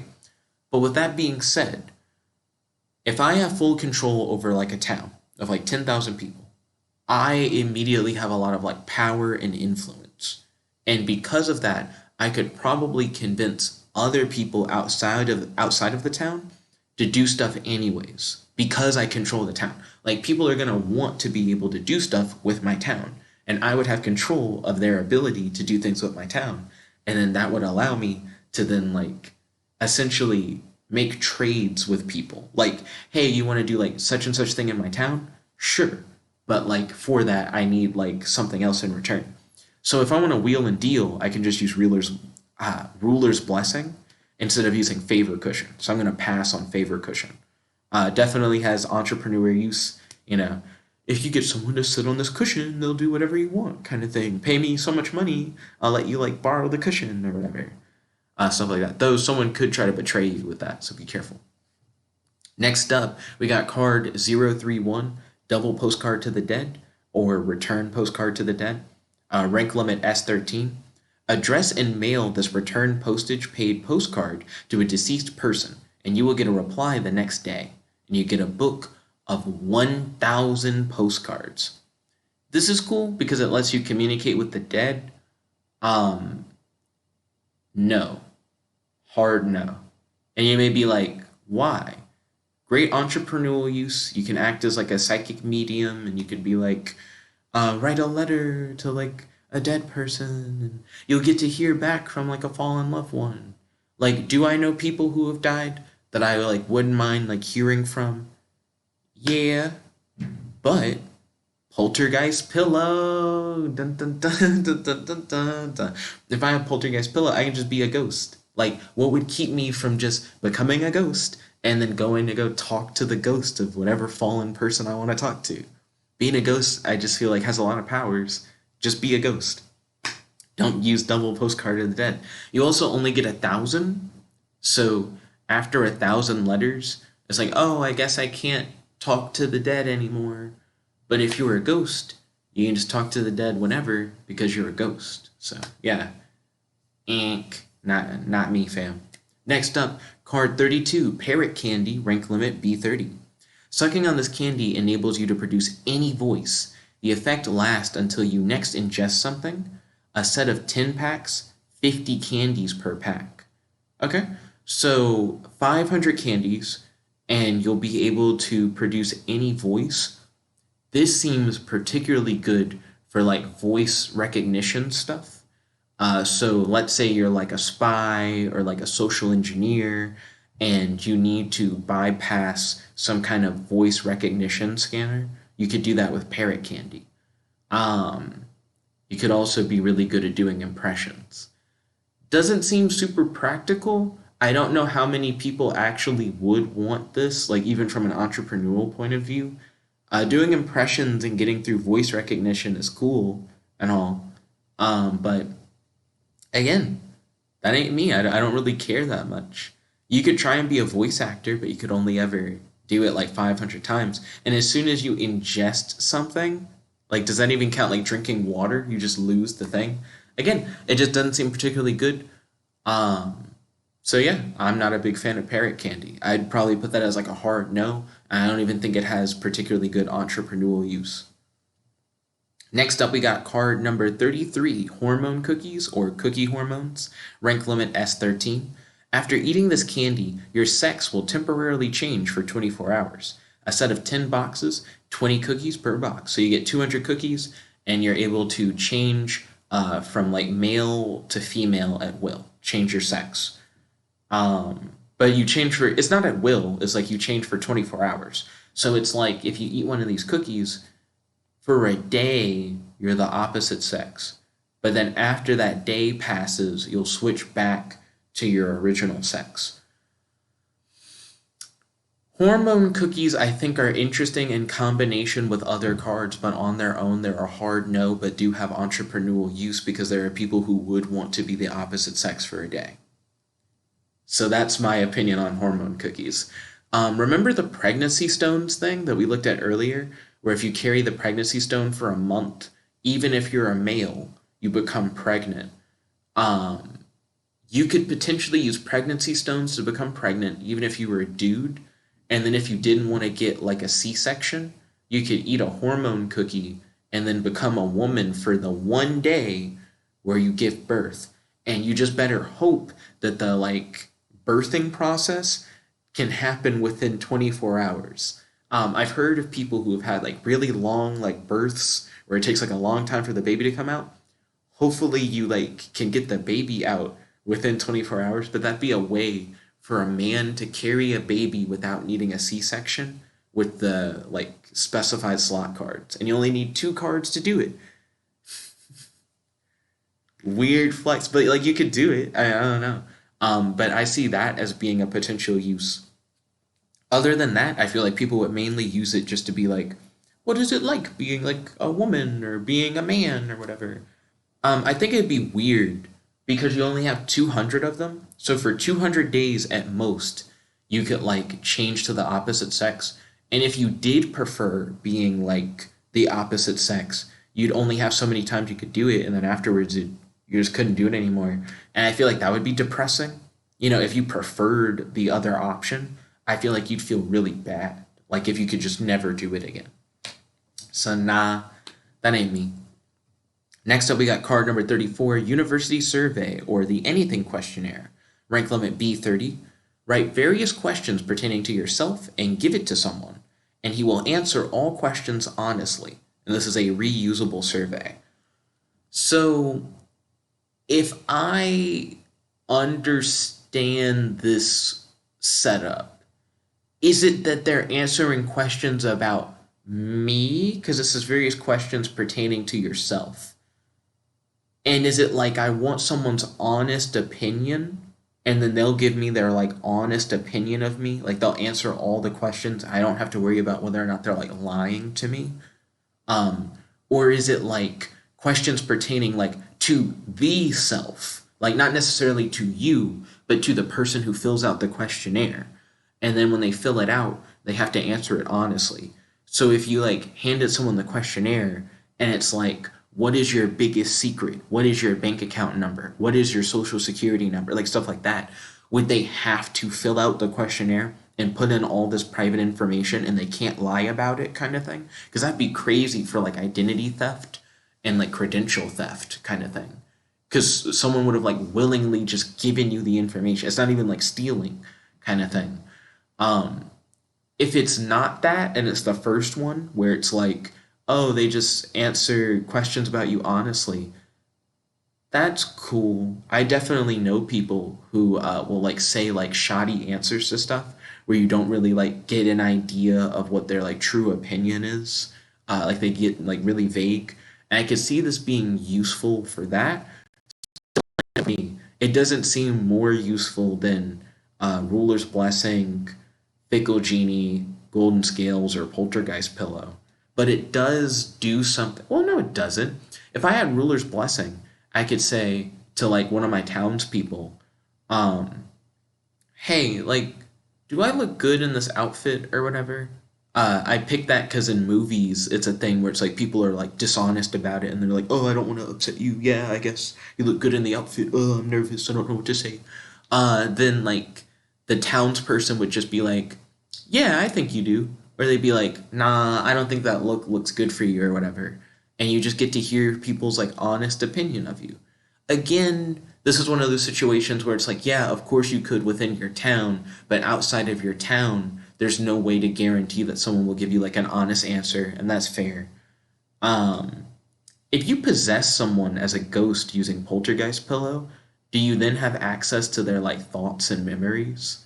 Because then you could like Poltergeist Pillow into somebody's body and then know their thoughts and like opinions of you and stuff. Again, being a ghost just gives you a lot of powers.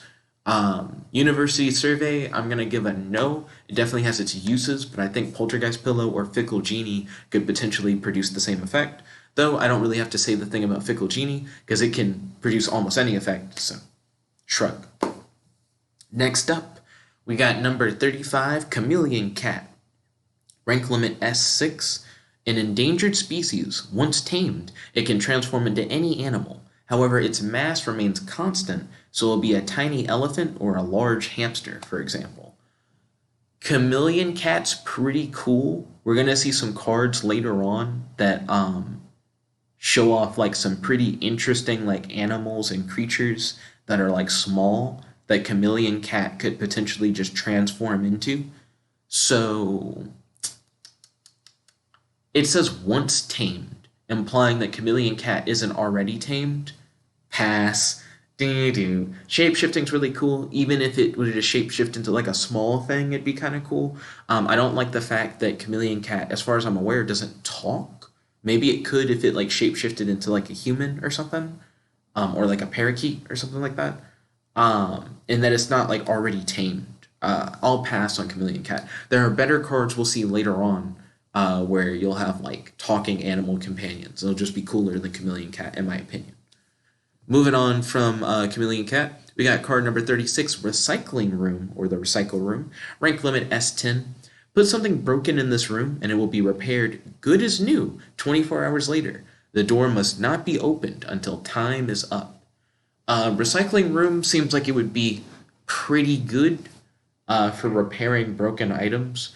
And you could definitely make this into like an entrepreneurial service by having like a repair shop with like a set schedule for, give me like small items to repair, and then I can tell you by this date it'll be fixed, and just give yourself like enough time for each like small item or set of small items that you're given to be able to get them like all repaired.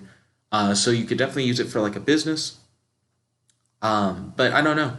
I feel like I don't have enough broken stuff, or I don't break things regularly enough that I, for whatever reason, can't fix to where I would want to use the recycle room.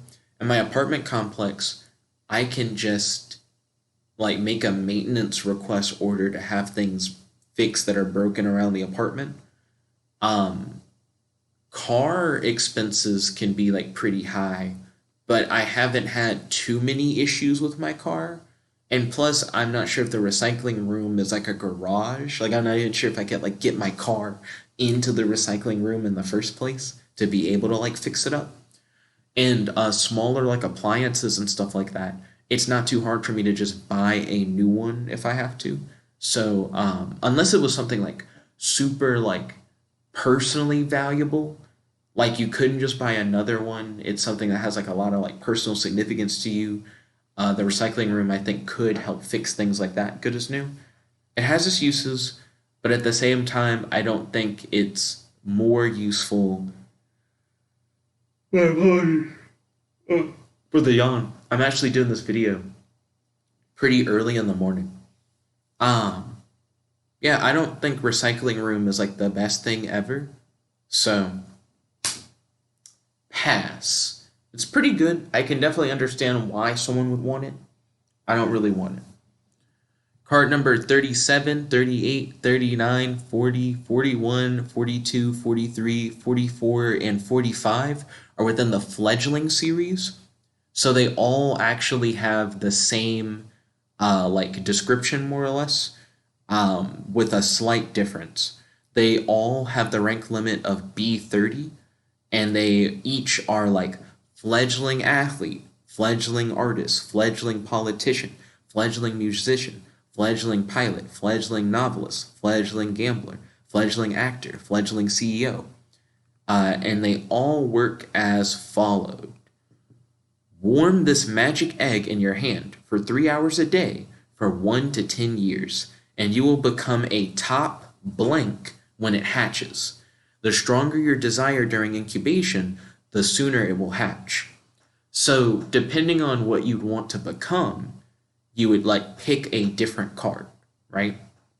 So if you want to be an athlete, you pick fledgling athlete. You want to be an artist, you pick fledgling artist, so on and so forth. And because the stronger your desire, the sooner it will hatch. If you really, really want to become something, you will be able to potentially become it within a year with this card. I would say that with this setup, I would either want to be like a fledgling CEO. Like if you had to pick a fledgling card, which fledgling card would you pick? I'd rather be a fledgling CEO, excuse me, or a fledgling novelist. I guess if you did like a top three, like let's say all three of the cards you took were fledgling cards, I'd probably want to be like a top CEO, a top novelist, and a top artist. Because then I could potentially become. Huh, that actually is interesting. Like when you become a top CEO of what company? Like what company would you be the CEO of? But I feel like that would make me like financially comfortable as like a CEO to kind of just do whatever I wanted, like recreationally, I guess. I'd have a lot more like spending money to be able to use on like my hobbies and like interest as like a top CEO. So if I wanted to spend more of my time, like my recreational time, doing more expensive things, I could do that. So I think that's like the appeal of like the CEO position. Though to be honest, being a CEO actually takes a lot of work. And being a top CEO, most definitely.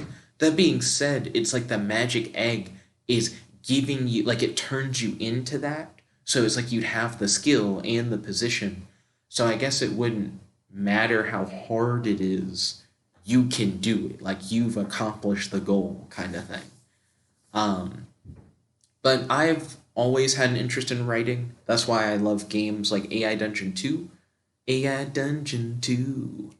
And I've actually like written and published books before, but I'm not a top novelist, not by far. So I think becoming a top novelist would be really cool.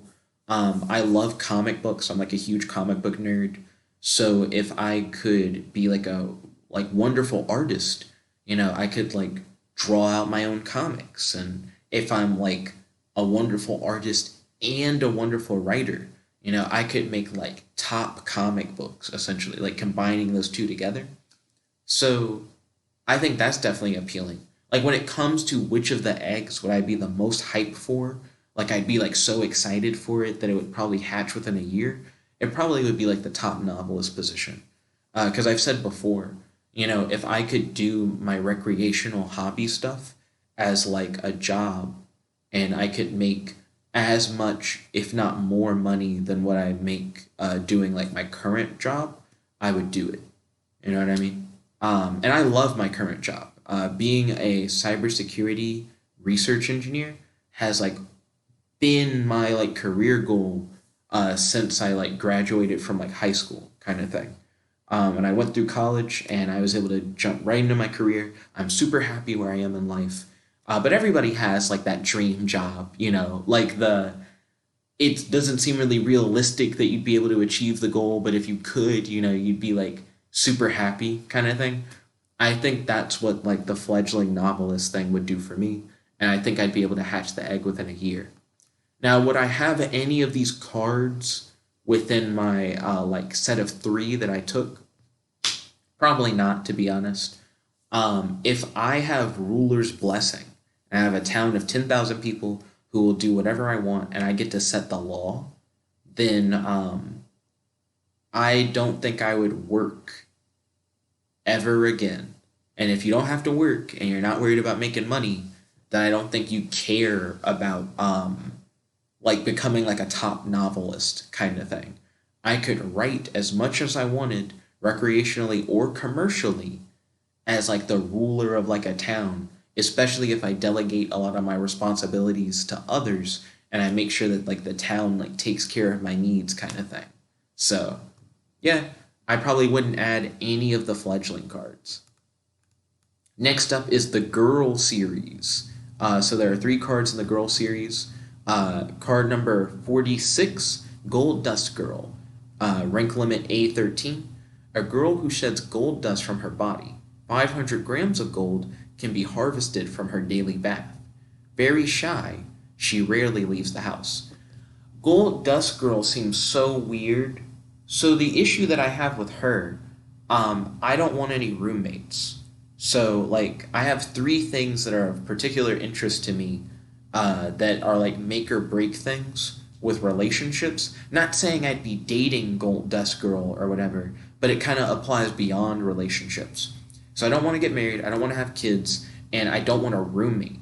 I've had like best friends of mine, like people who I like love spending time with and I hang out with like all the time, say, "Yo, do you want to live with me?" And I'm like, no, I don't want to live with you. I don't want to live with anybody. I just want to live on my own kind of thing. So the issue I would have with Gold Dust Girl is that it would be like, hey, she has to live with you now. She has to like have a place to live.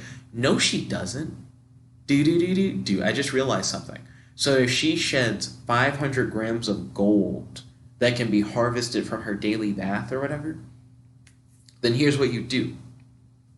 You would sell the gold for a large amount of money. I watched a video where someone said 500 grams of gold goes for like $28,000 or something like that in like US currency. So you sell the gold, use the, like she would have to live in your house, I guess, for like the first night or at least for the series of nights leading up to you like buying her a place. But you could buy her a place, like you could pay off a house or whatever, or you could like get her an apartment or something, and then she could live there.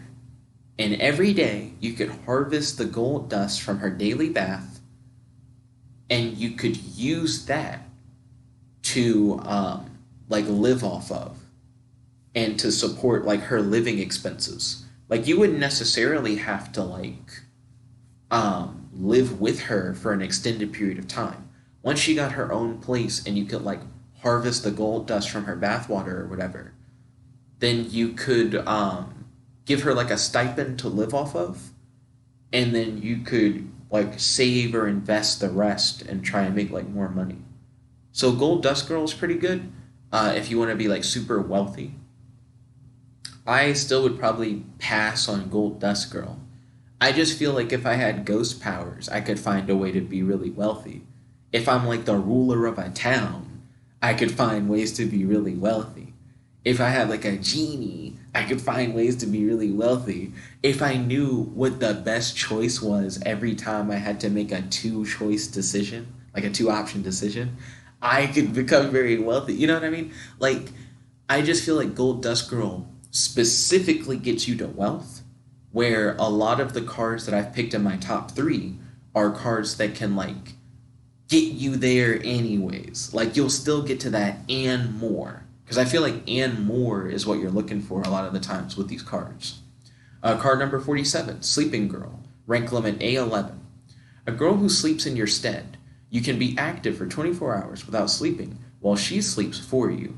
Now, while I probably wouldn't pick Sleeping Girl, the real question is which is better, Sleeping Girl or the Working Dwarves? So if you guys remember, the Working Dwarves allow you to get work done while you're asleep. Essentially, there are 7 dwarves that can do anything that you could do, but they're only active while you're asleep. So they'll get work done for you while you're unconscious. And potentially, like one thing that's interesting about the workday, right? Earlier, I was thinking that I would use them to do night shift work late at night, and then I would attend meetings during the day, and I'd be like, yeah, like I got this done and I got that done or whatever, and I would just report on what the dwarves finished for me. But when you think about it, right? Yeah, a lot of people sleep for 8 hours, and there's an 8-hour workday. You could sleep throughout the workday, and then the dwarves could do your work for you, and then you wake up, and then you don't have to do any work. So you still get to enjoy sleeping and get your work done, and get your work done at like a normal time. That is, if people are okay with you doing that. Because I could imagine your boss being like, well, why am I paying you when I could be paying these dwarves or whatever, to do your work? But the way that the dwarves are described, they can do anything that you can do, which sounds like anything that you would be allowed to do, they would be like allowed to do. So if I'm allowed to work for my pay, they should be allowed to work for my pay, kind of thing, which is interesting. Sleeping Girl is like you don't have to sleep. So you wouldn't have to worry about like needing to get rest in the first place and then having people work for you. You could just like work without resting. But I do enjoy sleeping. Dreaming is one of the things that I like really enjoy, and when I have a really good dream, it's hard for me to get up.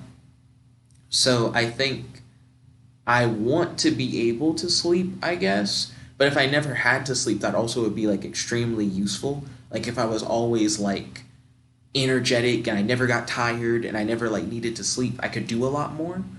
But I also think while the dwarves have a weird slavery angle, so does the Sleeping Girl, to be honest. Because you'd be like, you sleep forever, you always sleep, you never get up. So I think that's like really weird. That's really weird, actually. I would rather have the dwarves, I think. That way I could enjoy sleeping, I never have to work, but I still get all the benefits of like having done work. So yeah, I'm gonna have to go with the dwarves over Sleeping Girl, but I wouldn't pick the dwarves either. That's just how I see it. So you got card number 48, Aromatherapy Girl, rank limit A15. A girl who emits the most comfortable aroma for you. While she's by your side, you will be free of stress. No. The reason why I'm against Aroma Girl is the same reason why I'm against like the Imp's Wink and why I'm against Mood Clock. I don't like things that manipulate your mood or that could potentially be like addictive or harmful. So I'm going to have to pass on Aromatherapy Girl. Next up, we're in the Miniature Series, and I feel like I'm going to probably do future videos talking about the Miniature Series. So card number 49, Miniature Mermaid, rank limit A23. A mermaid small enough to fit in your hand. A comfortable living environment puts her in a good mood, and she will sing with her beautiful voice. I don't care. She's actually probably the worst one. So I think it's cool because she's a mermaid. She can probably talk to you. Like she can probably like have discussions with you because she's like a human. But you probably have to get her like a tank or something to live in. Like she can fit in your hand, but can she live in your hand? Will she dry out if she's like outside for too long, kind of thing? A lot of extra responsibility. I personally don't own any pets in real life. I don't think I want that. So no thank you to the Miniature Mermaid. Next up, number 50. We're almost halfway through the list. Miniature Dino, rank limit A11. A dinosaur small enough to fit in your hand. This creature produces a different species of tiny dinosaur with each new generation. So I think that's kind of interesting. The idea that like you get one miniature dinosaur, but then you can potentially get like more and more mini dinosaurs like over time of different species. Like every generation, you then like you could start with like a T-Rex mini dinosaur, but then later on you could get like a Brontosaurus mini dinosaur or something like that. Well, that sounds cool. It doesn't say that it's tame at all. Also, my mom's calling me. I'll have to hit up mom a little bit later. It's pretty early in the morning, and normally I'd be working at this time, so I normally wouldn't be available for a phone call anyways. So I'll hit up mom a little bit later. I'll like reply to her call. I don't think I'd want a miniature dinosaur. Mini dinosaur sounds really weird. Because if it's not tame, then it sounds like it could still like be like a meat eater and like attack me or attack my friends or something weird like that. I mean, even though it's small, you probably deal with it, but it still doesn't sound safe. And how would you even contain a miniature dinosaur? Any like small cage or like aquarium or something you would get for it? I feel like it could just break out because it's like a dinosaur, even if it is small. So I don't think I want a mini dino, but I do like the idea that you get more mini dinos out of it. That's kind of cool. Next up, we got card number 51, Miniature Dragon, rank limit S10. Notice that it's like the highest rank of the miniature series. It's also like my favorite of the miniature series. A dragon small enough to fit in your hand, it will obey your commands and will eventually learn to talk if raised with love. So Miniature Dragon, I think, would be really interesting in combination with cards like, we haven't gotten to them yet, but there's a growth pills card where if you like take certain pills, it'll allow you to like grow in size so many centimeters. So you could potentially feed the Miniature Dragon growth pills, and it could go from a mini dragon to being a big dragon if you wanted to make it like a big dragon. There's also a card that we haven't gotten to yet that's like it's kind of gross. It's a gross liquid that you drink that increases your strength. So it like makes you like strong and like muscular, but you have to drink a lot of it and it doesn't taste good. Potentially, if you could get your like friendly miniature dragon who obeys your command, he does obey your commands. So you could just tell the dragon to drink it, and even though it's gross, the dragon could like drink the liquid and become like super strong. And I guess since it obeys your commands, it also would take the pills.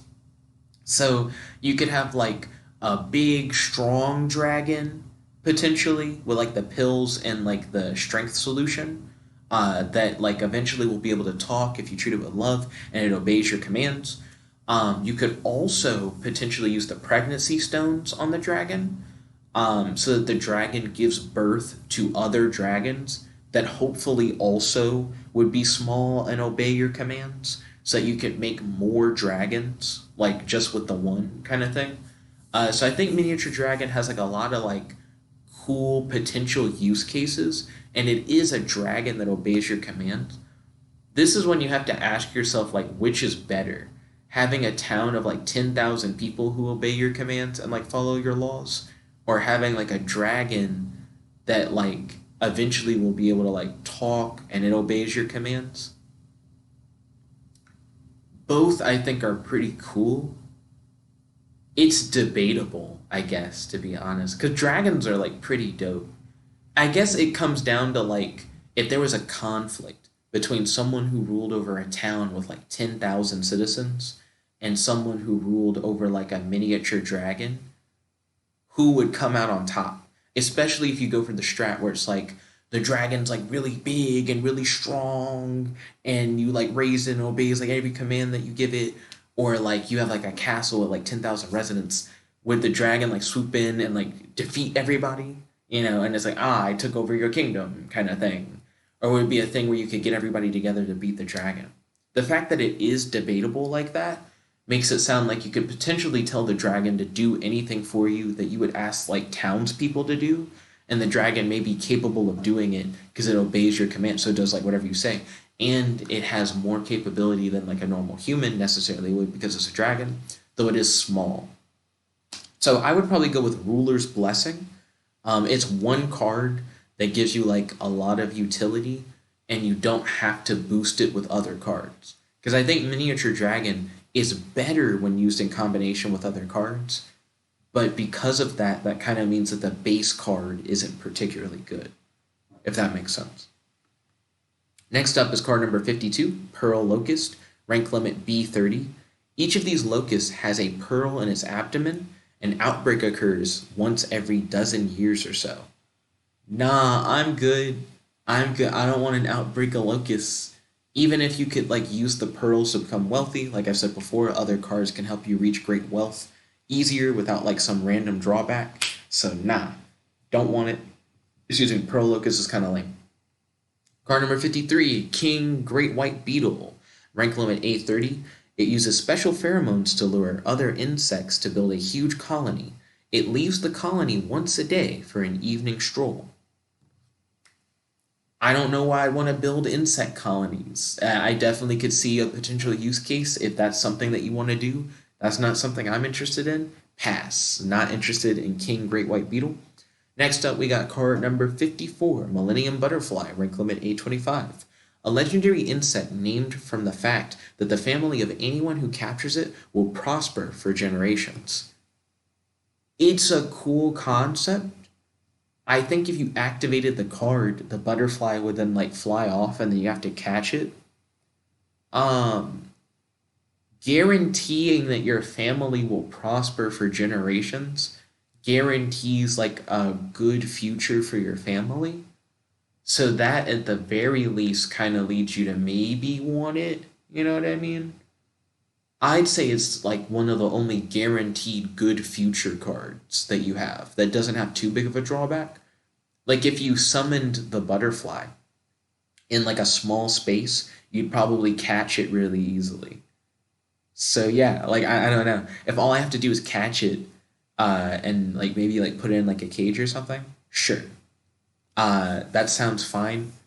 If I had to replace one of my 3 cards for Millennium Butterfly, Golden Scales maybe would be the card that I would replace it with.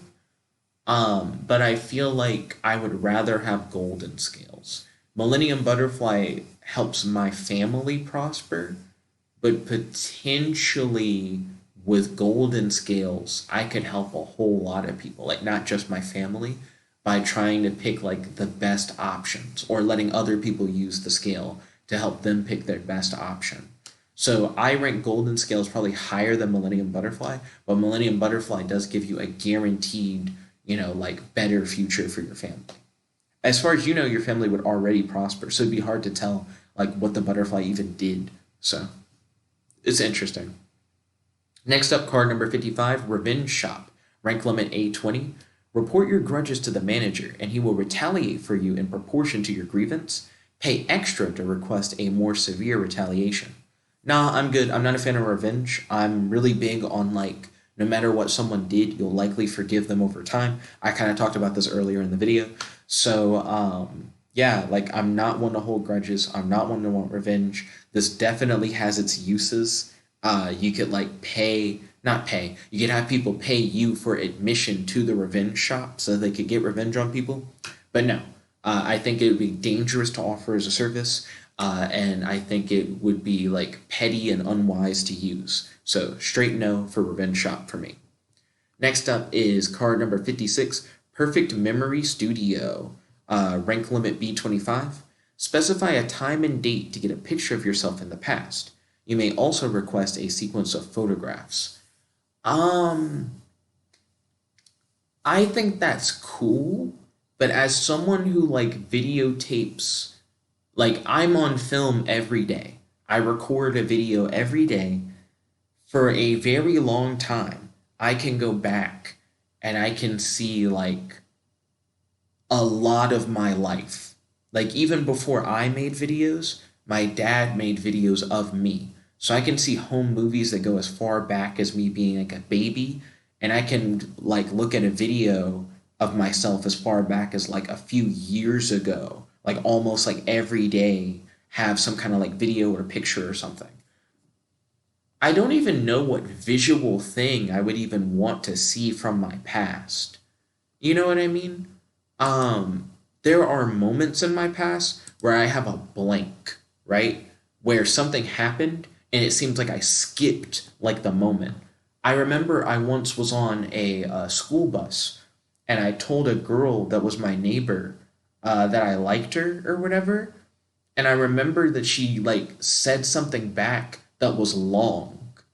Like she didn't just go, "Oh, cool, yeah, I'd like to go out" or whatever, and she didn't go like, "No, like I don't want to go out." Da, da, da. She said something, and I remember looking her dead in her face and seeing her mouth move, but I don't know how to read lips, and I don't think you could even read lips from a memory. That seems like it would be really weird.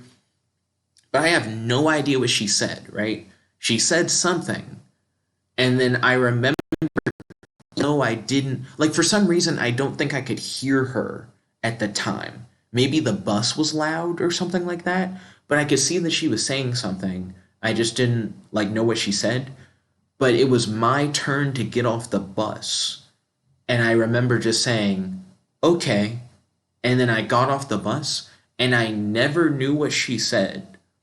And I don't know how that went. Like, I don't know if that was a situation where she was like, "Oh, well, that's cool. There are like a few different guys that are like interested in me or whatever, but I guess we could like set up a date. Just let me know when you're free." And I could have been like, "Okay," and then left and then never hit her up and like never asked her about like a date or something like that. Like, I don't know if I missed an opportunity or something, like as a kid. Um, but I thought that was kind of interesting. Like, stuff like that is what I would want to know, but that's like auditory based. Like a thing that I would want to hear. I'd want to like know what she said. But with this perfect memory studio, I could just get at best a sequence of photographs of her talking and then try to lip read based off of photographs, which sounds really weird. So, nah, I'm good on that. Card number 57, Hideout Realtor, rank limit A11. The agent will build a secret room just for you at a place of your choosing. However, you must not tell anyone about it or bring anybody to it. Pass. I don't really care. I don't really care. I don't need a bat cave or whatever. I'm good on that.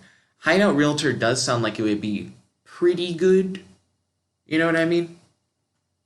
Because essentially, you could have Ruler's Blessing, where it's like, oh, I have like a whole town of 10,000 people, and they do like whatever I want. But if I want to go to a little hideaway, if I want to go somewhere that's like just for me and I don't have to worry about like the town and everything going on in town, I can just go to my hideout where I keep my magic cards or whatever and I just kind of relax. But no, I don't really want Hideout Realtor. I don't really care. Moving on to card number 58. Also, Hideout Realtor is really interesting because if you sold it to someone, I'm not sure if you could use it again. Could you use it again? I guess you could. If the card summons the agent and the agent's like, "Hey, I'll build a secret room for you," or whatever, you could be like, "This agent will build a secret room for you if you like pay me like so much money." Like, you just don't take the room, someone else takes the room. You could potentially sell it. But I don't know. I don't really care about the entrepreneurial use of a lot of these things because a lot of the cards I've already picked can just make you money anyways. Card number 58, Secrets Video Rental, rank limit A13. Rent videos of other people's secrets. You must not show the video or discuss its contents with anyone. This one is really good. Like, it's actually like insanely good.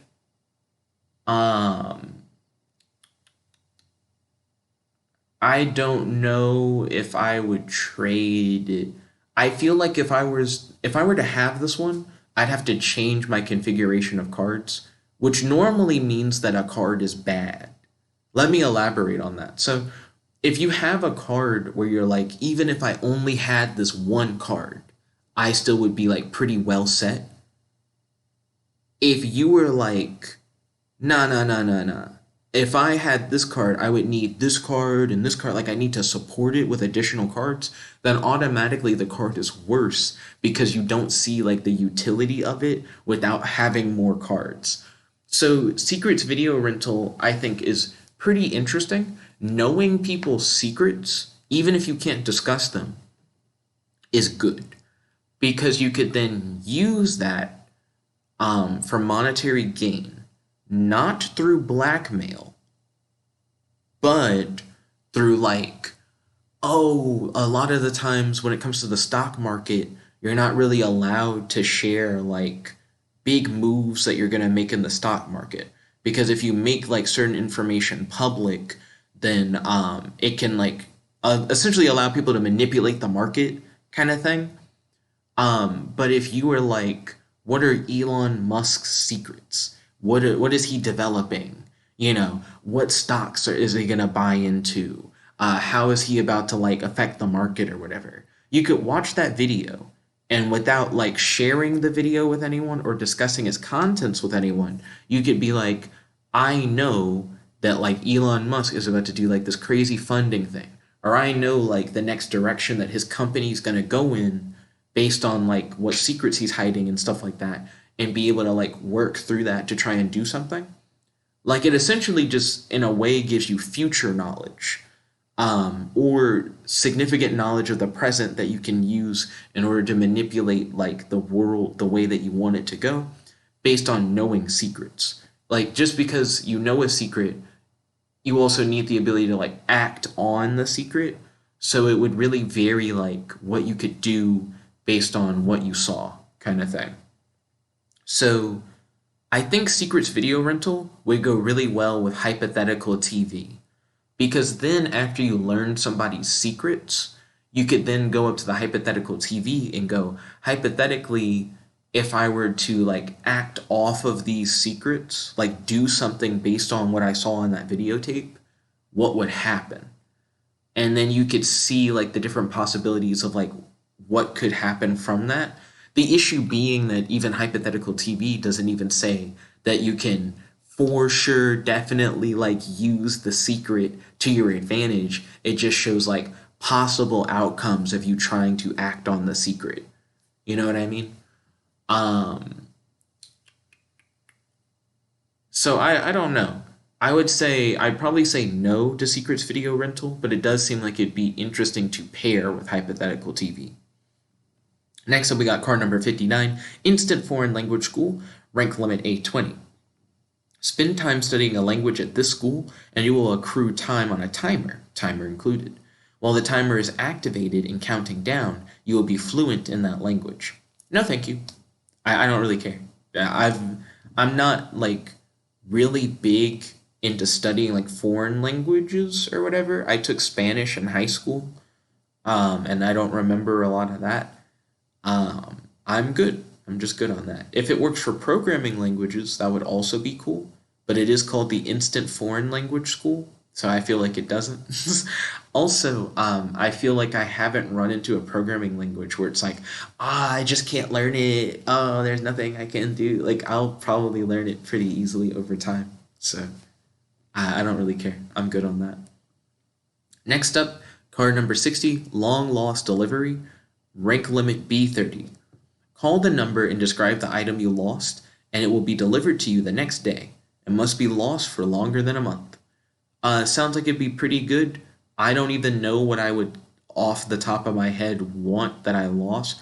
I feel like it's mainly like toys and stuff like that. I do have like a few like childhood toys where I expressly remember having like a Hercules action figure, an Iron Giant action figure, and like a Heat Blast action figure. The Heat Blast action figure was one of my favorite toys. One of my cousins hid it while we were visiting a family member's house, and I never found it. And the cousin is like, I don't even remember where I put it, and it was just lost forever. So it'd be cool to get that back. The Iron Giant action figure, I think I was playing with the action figure while standing near an open window, and I straight up just dropped the action figure out the window. And then when I went to go look for it, I just couldn't find it because it had fallen out the window or whatever. It's like it fell somewhere. I don't know where it fell. In the Hercules action figure, I visited a family member's house, and I just don't know what happened to it. I'm pretty sure I had it when I went there, and I lost it like on the way out, kind of thing. So shrug. I don't know what happened. I don't need any of those things, but when I think about stuff that I lost, those are things that I lost. So I wouldn't really use this. I don't have like maybe in the future there'll be some big thing that I lost that I'll like really want to get back. There are certain things where I don't know where they are, but I feel like I could find them easily without needing the long lost delivery or whatever. So yeah, I'm good on that. Definitely has its uses. Definitely could be monetized. Because you could call the number for someone. So you're like, hey, let me know what you're looking for. Beep boop beep boop, and like tell the operator like the thing you lost, like describe it, and they'll get it to you. But no, I'm good. I don't want that one. Card number 61, Vending Check Up, rank limit 820, a full body medical scan for just 500 Ginny, which I've heard it like translates to like $5, which is pretty good. However, the only results are all clear or anomaly detected, in which case it is recommended for you to see a doctor. So essentially, it lets you know if you need to go to a doctor or not. And I do like that. That does seem really good. Um, Poltergeist Pillow, though. Gotta go with Poltergeist Pillow. So the thing is, if for whatever reason I had like a medical anomaly and it's like, oh, I'm gonna die. I'm gonna die from this like medical anomaly. It's really bad. Oh no, woe is me. Then all I would do is just like I could probably use Poltergeist Pillow and just be a ghost. Like just die on your own terms and just become a ghost. And then just, ooh, I'm a ghost, I'm doing spirit stuff. Ooh, like I don't really care as much about my health if I have the option to just be an undead spirit forever. So pass on that. It's good though. I actually really like it. Because sometimes you do have something wrong with you and you don't know if you need to go to the doctor. And then you go to the doctor and they just say, I don't know what's wrong. Go home and figure it out. I've had that happen before. And it was kind of like a weird situation where something scary was happening and I like didn't know what was wrong kind of thing. I went to the doctor and they were like, yeah, we don't know what's wrong either. And I eventually just got over it. Like I didn't need to go to the doctor. So I think like vending checkup would be helpful for those situations where you're really scared, you feel like you need to go to the doctor, but you're not actually sure. So then you do the checkup. But I feel like that's like a rare occurrence kind of thing. So pass. I see the use, but no. And I even see the entrepreneurial use, but no. Card number 62, Club You Rule. Rank limit B20. Everyone in the club will do your bidding while you are there. However, 1 hour in the club equals a day outside. So, I'll be honest, Club You Rule is very similar to Ruler's Blessing, but I would argue that it's almost better. Like, Ruler's Blessing is like, oh man, you have control over like 10,000 townspeople and they follow like your law. And you're like the ruler of the town or whatever. You get like a whole castle to yourself. But I think the issue with that is that like with Club You Rule, I could go to the club, right? And I could be like, hey, yo, bum, bum, bum, bum, bum, bum, bum. Like everybody in the club, just do whatever I want. And they could like essentially serve you similarly to how you could be like served for like the Ruler's Blessing card, but the difference is you have a lot less responsibility. You're not setting the laws, you're not setting like the rules of the club or whatever. You just are controlling people to do whatever you want, and you get the added benefit of time dilation. So if you want, you can like advance through like time faster by being in the club. Which could have its own benefits, if you want to like get to a specific date, just spend like a few hours in the club and now you're like yes, like now it's like the weekend or whatever. Yeah, I spent like so many hours in the club. Now it's like the weekend. Now I spend more hours in the club or whatever. If you can like sleep there, and if you can like get like food and water and stuff, you don't have to pay. And if you can invite people to the club, and it's like, hey, someone who's like really like powerful and influential and could kind of help me do a whole bunch of stuff. Now that you're in the club, you gotta do what I say. Oh snap. Oh snap, I just took over like literally anyone who visited the club. That's crazy. You know what I mean?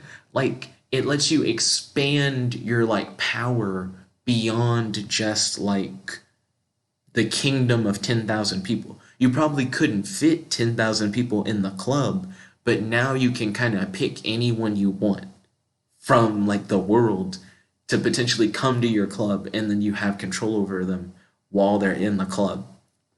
So I could see myself going with Club You Rule versus Ruler's Blessing. It would be a choice of which one I would actually want. They both have their pros and cons, and they both do fairly similar things. Ruler's Blessing is considered to be super rare, and it's like the prize card of the whole game. So it should be, for all intents and purposes, better than Clubby Rule, but it's debatable. Like, I don't know. Like, Clubby Rule might just be better.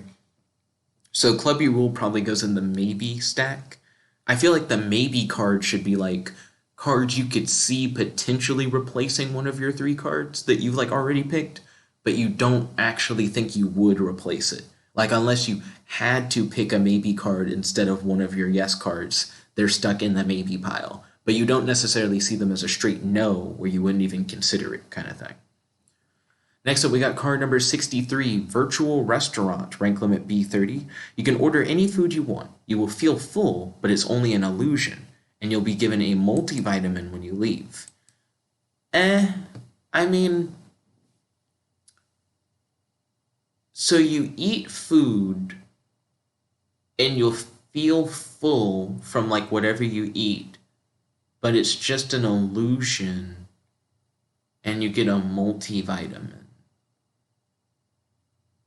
But a multivitamin doesn't replace a meal. Yeah, like it sounds like to me, it's like, oh, well, yeah, I'll order like some pizza or like a burger or like French fries or whatever, but I didn't actually eat anything. And then it's like, here's a vitamin. I kind of would like it if the vitamin thing they gave you is like, this is like a meal replacement, like supplement or whatever.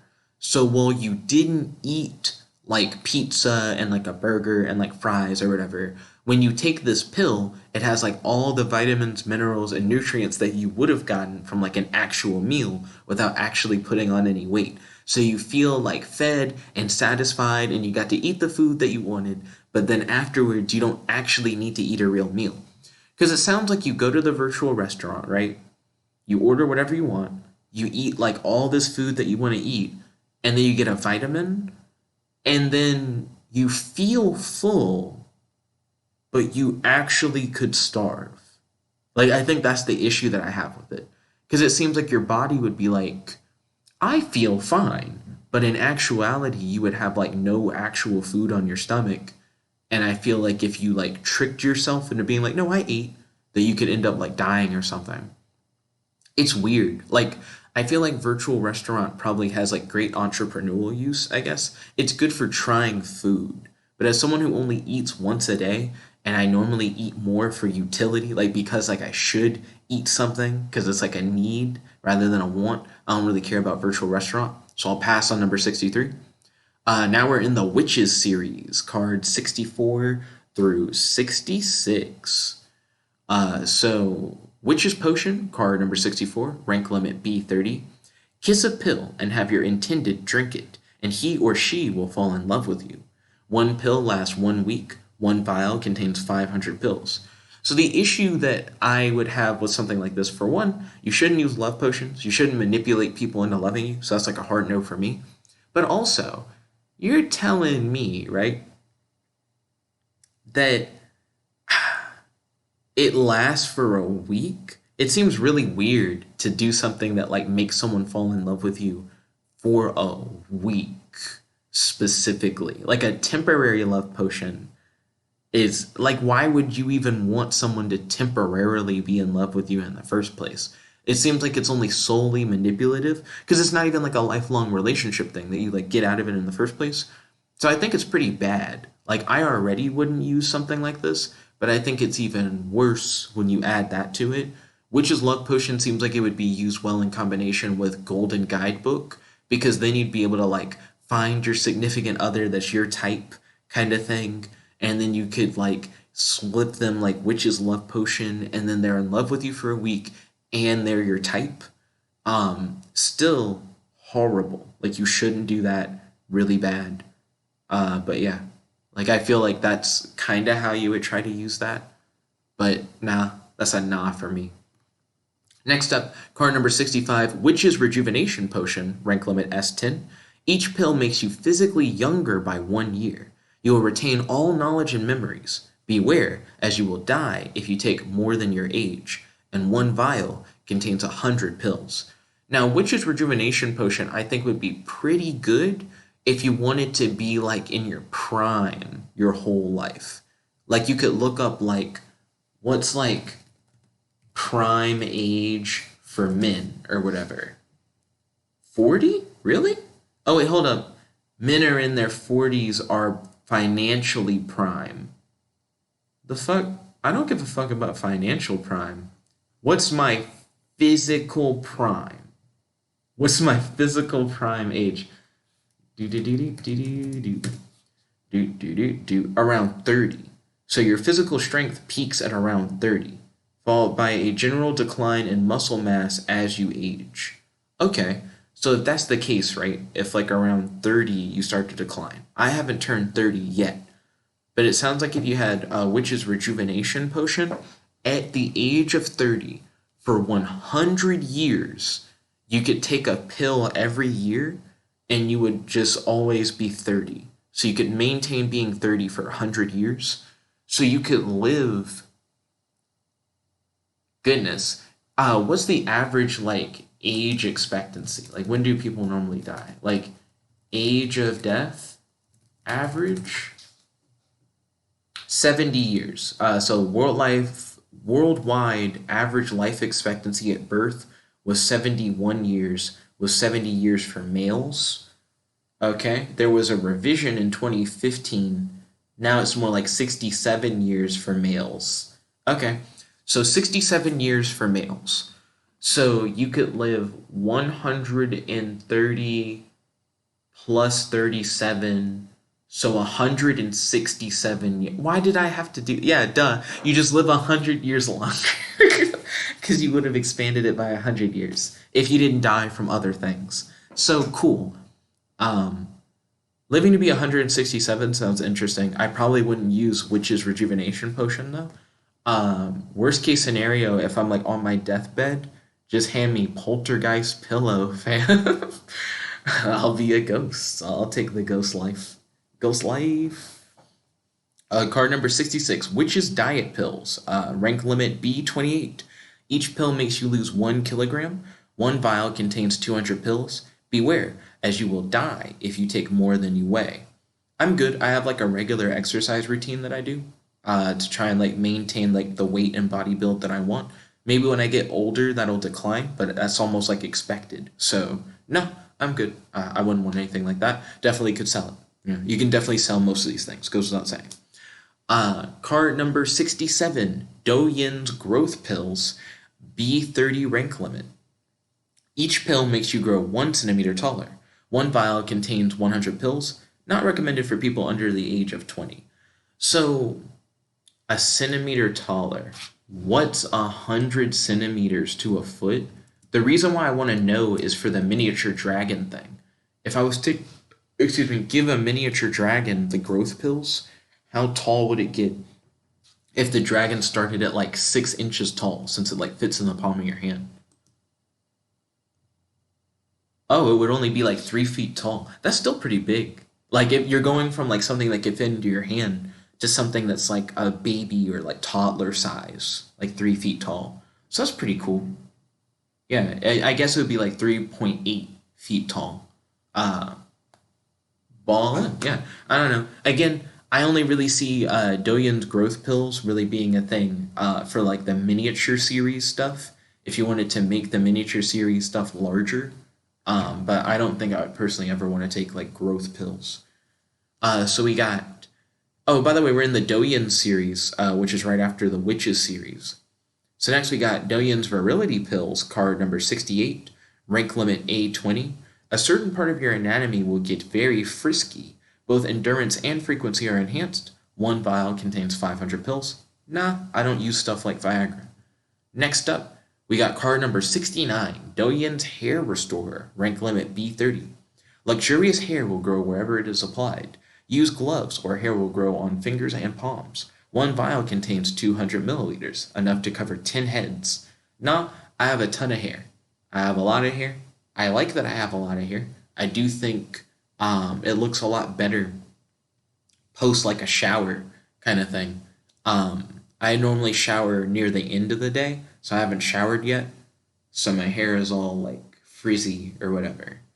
But yeah, I don't need more hair, so I'm good on that. Next up, we're in the Mad Scientist series. Card number 70, Mad Scientist Steroids, rank limit A16. Get all the muscles you want without exercise. You must drink a liter a day for a week, and it tastes horrible. A 7-box set with 10 1-liter bottles per box.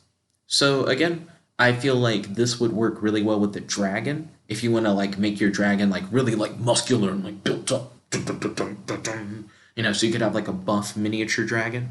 And if you add that on with like Doyen's growth pills, you can have like a really buff, like 3 foot, 3 foot 8 inch miniature dragon that like follows your commands and it'll do like whatever you say, kind of thing. And it can talk if you raise it with love. So I think that'd be pretty cool. Next up, we got card number 71, Mad Scientist Pheromones, rank limit A20. Spray on your body to attract the opposite sex. However, you cannot adjust the strength of its effect, so be careful as it may cause a proliferation of stalkers. This one seems better than the like love potion one. Like if you were really just trying to attract like the opposite sex, instead of targeting like that one person that you're trying to like get attracted to you, you could just put on the pheromones and then attract the opposite sex in general. But then you still have control over like who you would want to like date and enter a relationship with. So if you combine this with Golden Guidebook, you could be like, here, in this place in this time, there's going to be someone of the opposite sex that's my type. So then you go to that place at that time wearing Mad Scientist Pheromones, and you know that person will be there, and you know that they'll be like attracted to you. So that would be a way for you to like work it through. It's still weird though, but it feels less weird than like the control based ones. Because it's more of like a chemical reaction thing. That's just how people naturally are. They're like attracted to pheromones and stuff like that. And it's not like a weird mind control thing. Or like love potion thing. So I don't know. Still wouldn't use it personally, but I feel like that probably would be the way in order to like use it to the best of its ability. Card number 72, Mad Scientist Plastic Surgery, rank limit A15. Scan a picture of the face you want and you will end up an exact likeness. Each surgery carries a 5% chance of failure and a 1% chance the machine itself will break. Nah, I've never had any interest in plastic surgery. Quick, like, no to that. Card number 73, Night Jade, rank limit A15. A jewel blessed by the devil. When danger is about to befall its owner, it will deflect it to someone else. Ooh, and it doesn't say that there are like a limited number of uses or anything.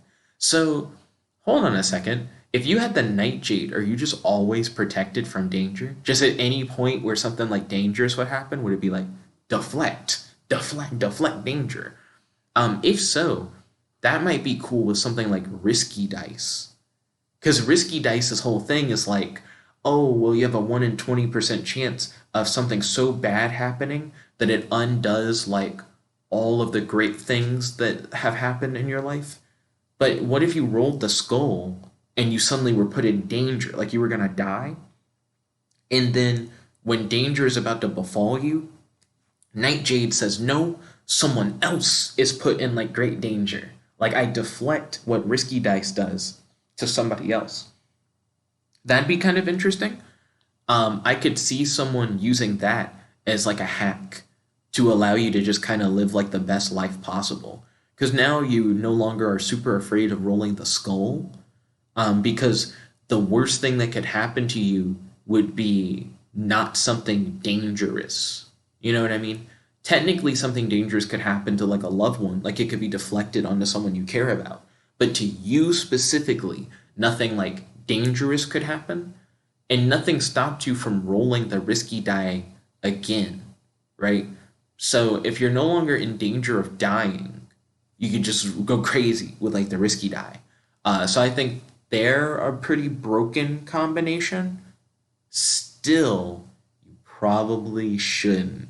Night Jade seems bad because of the fact that it's not just that you're saved from danger, but that it's deflected. I think it's that deflect aspect that feels really bad, and I wouldn't feel comfortable having other people like be hurt due to like my own actions or whatever. Next up, we got card number 74, Sage's Aquamarine, rank limit A11. Its owner will have many intelligent friends and keep those for their lives. That's really cool. That's like a crazy cool like power, not gonna lie. Lifelong friendships and like a whole bunch of intelligent friends. Like it's just good. It's just like a good card. It's a maybe, I would say. You could argue that Sage's Aquamarine is better than Ruler's Blessing in a way. You know what I mean? You may not have 10,000 intelligent friends, and your friends may not do anything you ask. You know, you may not just have complete control over them. But having 10,000 friends still does seem like pretty cool. You know, so I dig that. I mean, no, not 10,000 friends. Having like many intelligent lifelong friends is still pretty cool and could lead to similar but different benefits without it being like a weird mind control thing. So Sage's Aquamarine, hey, that's pretty good. Next up, we got card number 75, Wild Look Alexandrite, rank limit A20. Its owner will get to have a once-in-a-lifetime experience, though you cannot choose whether it's for better or worse. Okay. No. I don't like the 50-50 aspect. That's worse than like risky dice. So you get to have it's not experiences. So you can have once in a lifetime experiences, like things that would be incredibly rare and be like, wow, I can't believe that happened to you. But because you can't pick whether or not it's good once in a lifetime experiences or bad once in a lifetime experiences, too much risk. Technically you could combine Wild Look Alexandrite with risky dice with Night Jade. And that'd be interesting. So with Wild Look Alexandrite, you know you're going to have a once-in-a-lifetime experience. With risky dice, you have not a 1 in 20. You have a 19 in 20 chance of that one-in-a-lifetime experience being great. And if for whatever reason you get a skull and like everything great in your life goes wrong, and you have like a bad once-in-a-lifetime experience, at least the Night Jade protects you from danger, so that you don't end up in like a dangerous situation. Interesting combo of 3 cards. Probably not though. Wouldn't mess with it, but I could see the like synergy. Card number 76, Roaming Ruby, rank limit B30. The owner of this ruby will gain immense wealth, but will never be able to remain in the same place for more than a week. So Roaming Ruby seems like it would be really good to pair with Sage's Sapphire, I believe is what it was called. No, Sage's Aquamarine. I thought it was going to have alliteration like Roaming Ruby did, but it does not. Sage's Aquamarine means that you'll have many intelligent friends and you'll keep the friendship for like your whole life, which is really awesome. So you'll have like a ton of lifelong friends. And then with Roaming Ruby, you're like immensely wealthy, but even though you like constantly have to move, it's not like you're losing friendships. You keep all those friendships thanks to like Sage's Aquamarine. So I think that's a good pair, but it's not particularly good as like a single card. Like I don't think I'd want to be wealthy and constantly moving, but like you potentially are like losing friendships and relationships over the course of like doing so. Card number 77, Beauty Magnet Emerald, rank limit S10. Specialists offering beauty services will flock to its owner, who will shine with heretofore unrecognized beauty. No thank you. Yeah, I just don't care about that kind of thing. Card number 78, Lonely Sapphire. The owner of the sapphire will acquire vast wealth, but in exchange will spend a lifetime alone, forsaken by friends, family, and significant others. Lonely Sapphire sounds worse than Roaming Ruby, but I'm also curious how Lonely Sapphire does against Sage's Aquamarine. Because Sage's Aquamarine says that you'll have like a whole bunch of intelligent friends and it'll be like a lifelong thing, like throughout their whole lives. But Lonely Sapphire says you'll be forsaken by friends, family, and significant others, and that you'll spend a lifetime alone. Do the two kind of cancel each other out? Where it's like, oh, I'm going to be super wealthy through Lonely Sapphire, but I'm still going to have great friends through having like Sage's Aquamarine. That being said, I don't think you would ever pick Lonely Sapphire. You would rather just pick like Roaming Ruby. You constantly have to move, but you still get to like be wealthy and have friends potentially. Next up, we got Rainbow Diamond. Card number 79, rank limit A20. A diamond that shines in a rainbow of colors. Propose with this diamond and she is guaranteed to say yes.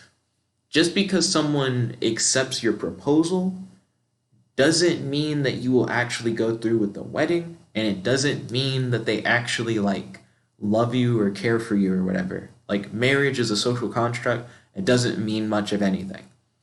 So for the Rainbow Diamond, I guess this is best used in combination with Mad Scientist Pheromones and Golden Guidebook. Use Golden Guidebook to find a significant other of your type. I ain't got no type. Bruh. Then use Mad Scientist Pheromones in order to attract, the significant other that you like found. And then use Rainbow Diamond for like the final piece of the puzzle. And then she'll like accept your proposal and she'll be attracted to you. I think that makes sense as like a 3-card combo, but I wouldn't want to use it. For one, it seems manipulative, and 2, like I said, Rainbow Diamond doesn't actually get the person to be with you, it just gets them to accept marriage. Also, I personally don't want to get married, so Rainbow Diamond is dumb anyway. I wouldn't use it in the first place. Next up, we got card number 80, Levitation Stone, rank limit S7. A stone about 1 carat in size that levitates. It can levitate one person and receives energy from sunlight. So it's like a stone that kind of lets you like levitate. That's cool. If I wanted to levitate, I would turn into a ghost using Poltergeist Pillow. Next. So we got card number 81, Blue Planet. So this is an SS5 rank limit. So pretty rare, double S. A unique blue jewel. Its composition does not correspond to any known mineral, so it was given this name to mean a gift from space. Probably is worth a lot of money, but I couldn't care less. Dun, dun, dun, dun. Like I said before, you can just use like powers and other cards in order to get money. So like there are stones that straight up just make you wealthy just by possessing the stone. I think with Blue Planet you'd have to sell the stone. No. Moving on. Card number 82, Staff of Judgment, rank limit A15.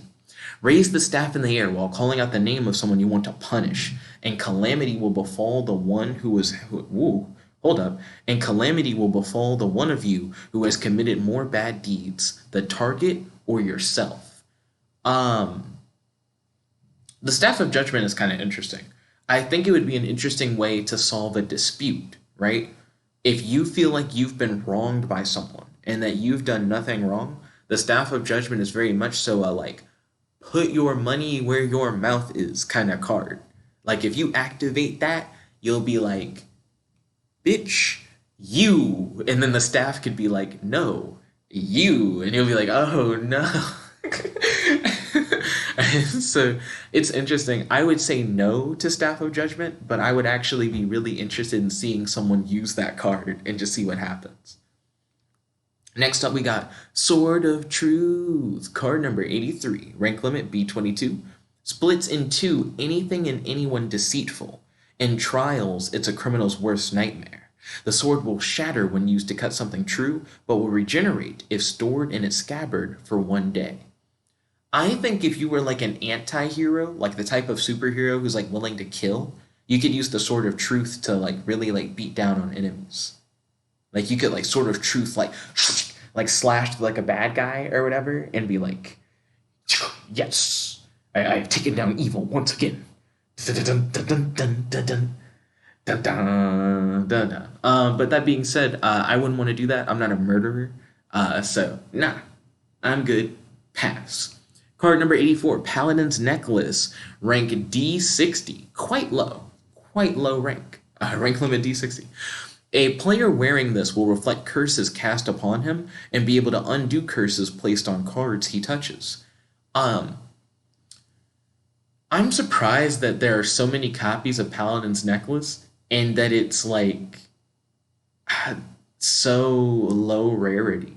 So being able to reflect curses sounds pretty good. Think about like Staff of Judgment, where it's like, and I'll hit you with this calamity or whatever. It's like, yeah, but I got Paladin's Necklace.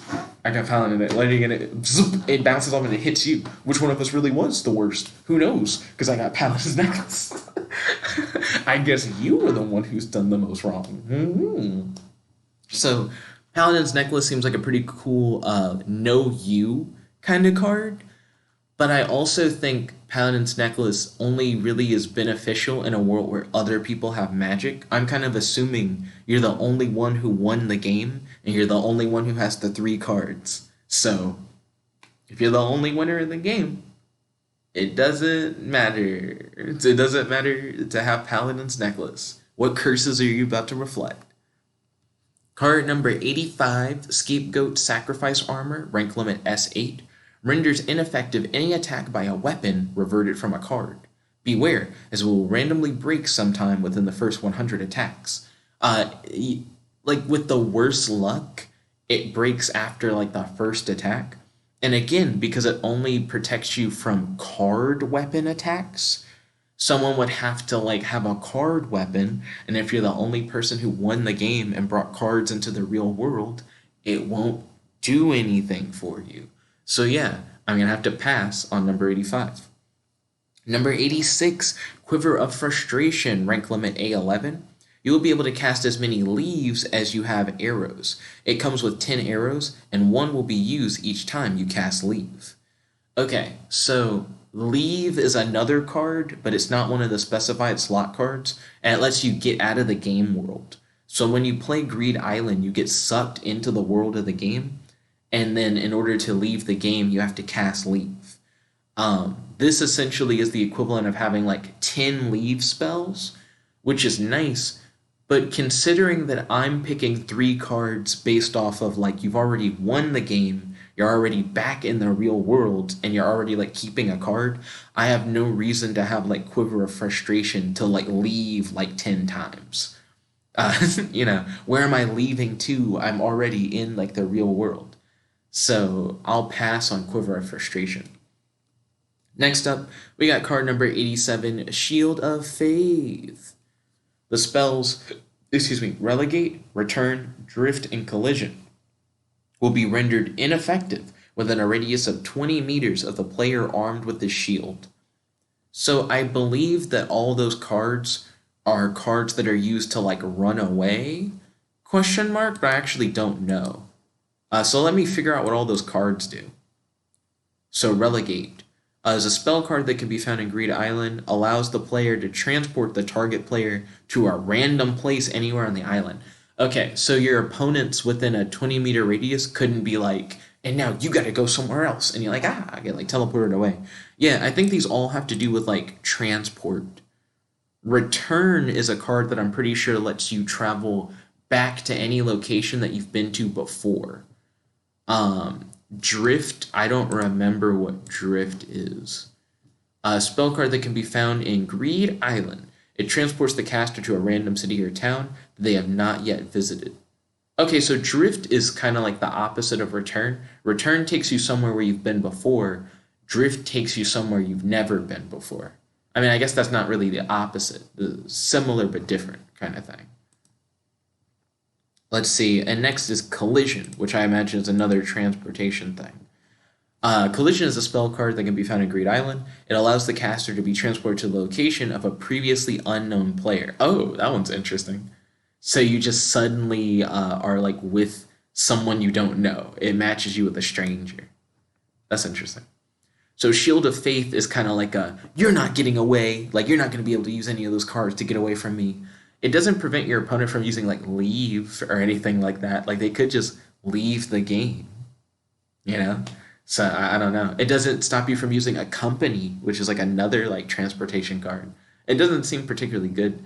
And a lot of those cards that it's stopping are like fairly like low rank cards anyways. Relegate is like an F rank card. Weird. And this is an S rank card that negates like 4 F rank cards or whatever. Like, is it really that good? Card number 88, Eternal Hammer. Rank limit A15. Anyone hit with this hammer will be afflicted with 1 random attack spell and cannot defend him or herself with a defensive spell. However, it will not work on someone using Fortress or Paladin's Necklace. Now, what's cool about this, for one, why don't they have Fortress highlighted where you can go look at Fortress? But whatever. They had those highlighted for Shield of Faith. With Eternal Hammer, I think it's cool that it's an attack that cannot be defended against, but because it's a random attack spell, you don't even know like how good the attack even will be. So I don't know how I feel about that. Outside of the game, people can't defend against attack spells anyways. So wouldn't you rather just use an attack spell that's good in the real world than to even use Eternal Hammer? I'd pass on Eternal Hammer. I don't even think I have any attack spells currently that I think are good that I would like pick in my top 3. Next up is card number 89, Tax Collector's Gauntlet, rank limit A20. Grants you the ability to cast Levy. However, it will destroy 1 random specified slot card from your binder every time. And if you're bringing this into the real world, that means that it's going to like destroy, because you only have 3 cards. So it would destroy like your other 2 cards. Already, I don't like it. Like, I'd say no. But also, what is Levy? This is one where I kind of like need to know what Levy is to know if it would even be worth it. Let's see. Levy. It allows a player to steal a random card from every player within a 20-meter radius. That doesn't seem good in the real world. And the reason why I say that is because in the real world, people aren't going to have cards. You know, like if you're the only one who has cards, that has like no use. Next up, card number 90, Memory Helmet, rank limit 820. You will never forget things you see or hear while wearing this helmet. Unfortunately, it's extremely large and heavy. Okay. Having like complete memory is really good. There are definitely applications for that, for sure. I still would probably have to pass on that. Also, I gotta use the restroom. My stomach is feeling weird.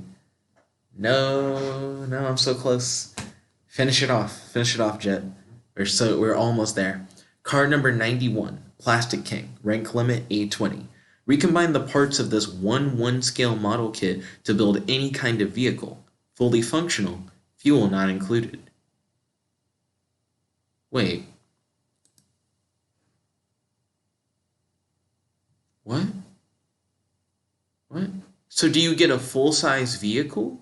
Like, is that how it works? Like, do you take the model kit and then you build a vehicle and then it's like now it's like poof, it's like a real like big vehicle, or is it like build a model like a 1-to-1 scale model, but then you make, if it makes a full size vehicle, cool, but I wouldn't want it.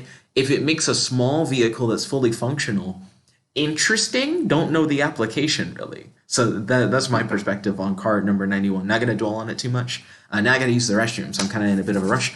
Card number 92, swap ticket, rank limit S7. Rip the ticket and give it to someone you want to switch with. You can live their life for 24 hours and you get 1,000 swap tickets. No thank you. I enjoy my life. If I wanted to live someone else's life, I would use Poltergeist Pillow and I would possess them and then just be them. Which is weird. I wouldn't want to do that. But yeah. And also I wouldn't have a limit of 1,000. Next, card number 93, Book of Life, rank limit B28, an encyclopedia of everyone who's been in your life since your birth, with records of conversations and memorable incidents. It may end up being tens of thousands of pages long. Really cool, actually. I actually really like the Book of Life concept.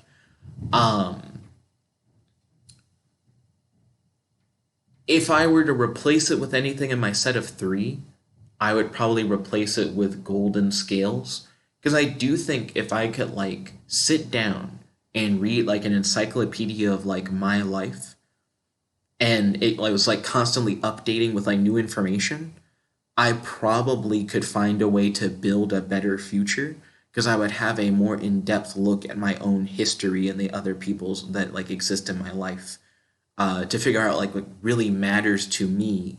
I can like look at my life from like another perspective. So I would put Book of Life in like a maybe category. Card number 94, Bandit's Blade, rank limit S10. A successful attack with this weapon will cast Mug, Pickpocket, or Thief on the target. Not effective on someone using Fortress or Paladin's Necklace. Okay, so this is a straight up attack spell, which I don't think there are a lot of attack spells out of the specified slot cards, and clearly the effect of the attack will be like, I like stole a card from you, because that's kind of what those things do. If you're not stealing cards, because you're like in real life, then it doesn't matter. I mean, if you can steal anything off of people in real life, so it's not just like a card, you get to steal like an item, sounds better, but I'm not a thief, so I still wouldn't want it. Like, that would be my response to that. Next up, card number 95, Secret Cape, rank limit A20. You'll be under the effect of Blackout Curtain while wearing this cape. Blackout Curtain is actually the name of a Yu-Gi-Oh card, but let's see what Blackout Curtain does. It allows a player to protect themselves from peak or fluoroscopy being cast on them. Fuck. You gotta like keep searching to figure out what everything is. Peak, it allows a player to view all the free slots on one target player they have previously encountered during the game. So you get to look at like what cards somebody has in their free slots, which isn't useful outside of the game. And then fluoroscopy, it allows a player to view all the restricted slots. So that's like all their 100 special slot cards, which is what we're currently looking at now. Yeah, neither of those are useful outside of the game. So Secret Cape sucks outside of the game, so I wouldn't use it. Moving on. Card number 96, Clairvoyant Snake, rank limit A12. Feed it a card rank C or above, and it will spin up a Clairvoyance card. What does Clairvoyance do? Okay, it allows a player to see the details regarding another player's binder. Doesn't matter outside of the game. Wouldn't care. Wouldn't use 96. Card number 97, 3D camera. Rank limit 820. Pictures taken with this will be developed as 3D objects with all textures reproduced. Make enlargements as needed. So 3D camera is kind of dope because essentially I could take a picture of anything and then just generate that object, right? So if I took a picture of like a PlayStation 5 or like a gold bar or something like that, then the camera would then like make that object. I'll be honest, 3D camera is pretty good.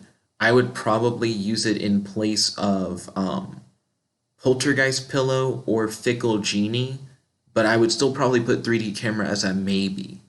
Again, Fickle Genie could potentially reproduce the effect. Poltergeist Pillow gives you a lot of really cool powers, but being able to manifest anything that you could take a picture of would be really good. What happens if you take a picture of a person? Do you get to like recreate the person or like an animal or something? It says objects, which makes me think that you like get the object specifically. Does the object like function? Like if I took a picture of a PlayStation 5, would it then create like a 3D recreation of a PlayStation 5, but it's just like a prop? Or would you actually be able to use it? The fact that I don't know the answers to those questions makes it less of like a guaranteed, oh, I want it kind of thing, and more of like a, it exists kind of thing. Next up, we got card number 98, Silver Dog, rank limit S8, an endangered species with silver fur. Mix 5 grams of gold into its food every day, and it will excrete 1 kilogram of gold silver feces. There are other cards that take less work if you want to get like a lot of money, including like Gold Dust Girl and stuff like that. No, thank you. Final card, card number 99, Panda Maid, rank limit S6, an endangered species, very neat and loves to cook, and each has a hobby such as sewing or gardening. They are excellent at taking care of human children. Cool. It's like having a maid. If I wanted to control people, I would pick like Club You Rule, or I'd pick Ruler's Blessing. So I wouldn't pick Panda Maid. My top 3 cards are Poltergeist Pillow, Golden Scale, and Ruler's Blessing. Thank you all for watching. I hope that you guys had a happy, fun time. Make sure you subscribe because I do AI Dungeon 2 videos every day. I know this isn't AI Dungeon 2 related, but I just wanted to do a video on this. The show is your friend, your boy, Jeb like the one only, logging out. Peace, guys. Check it out. I gotta use the restroom.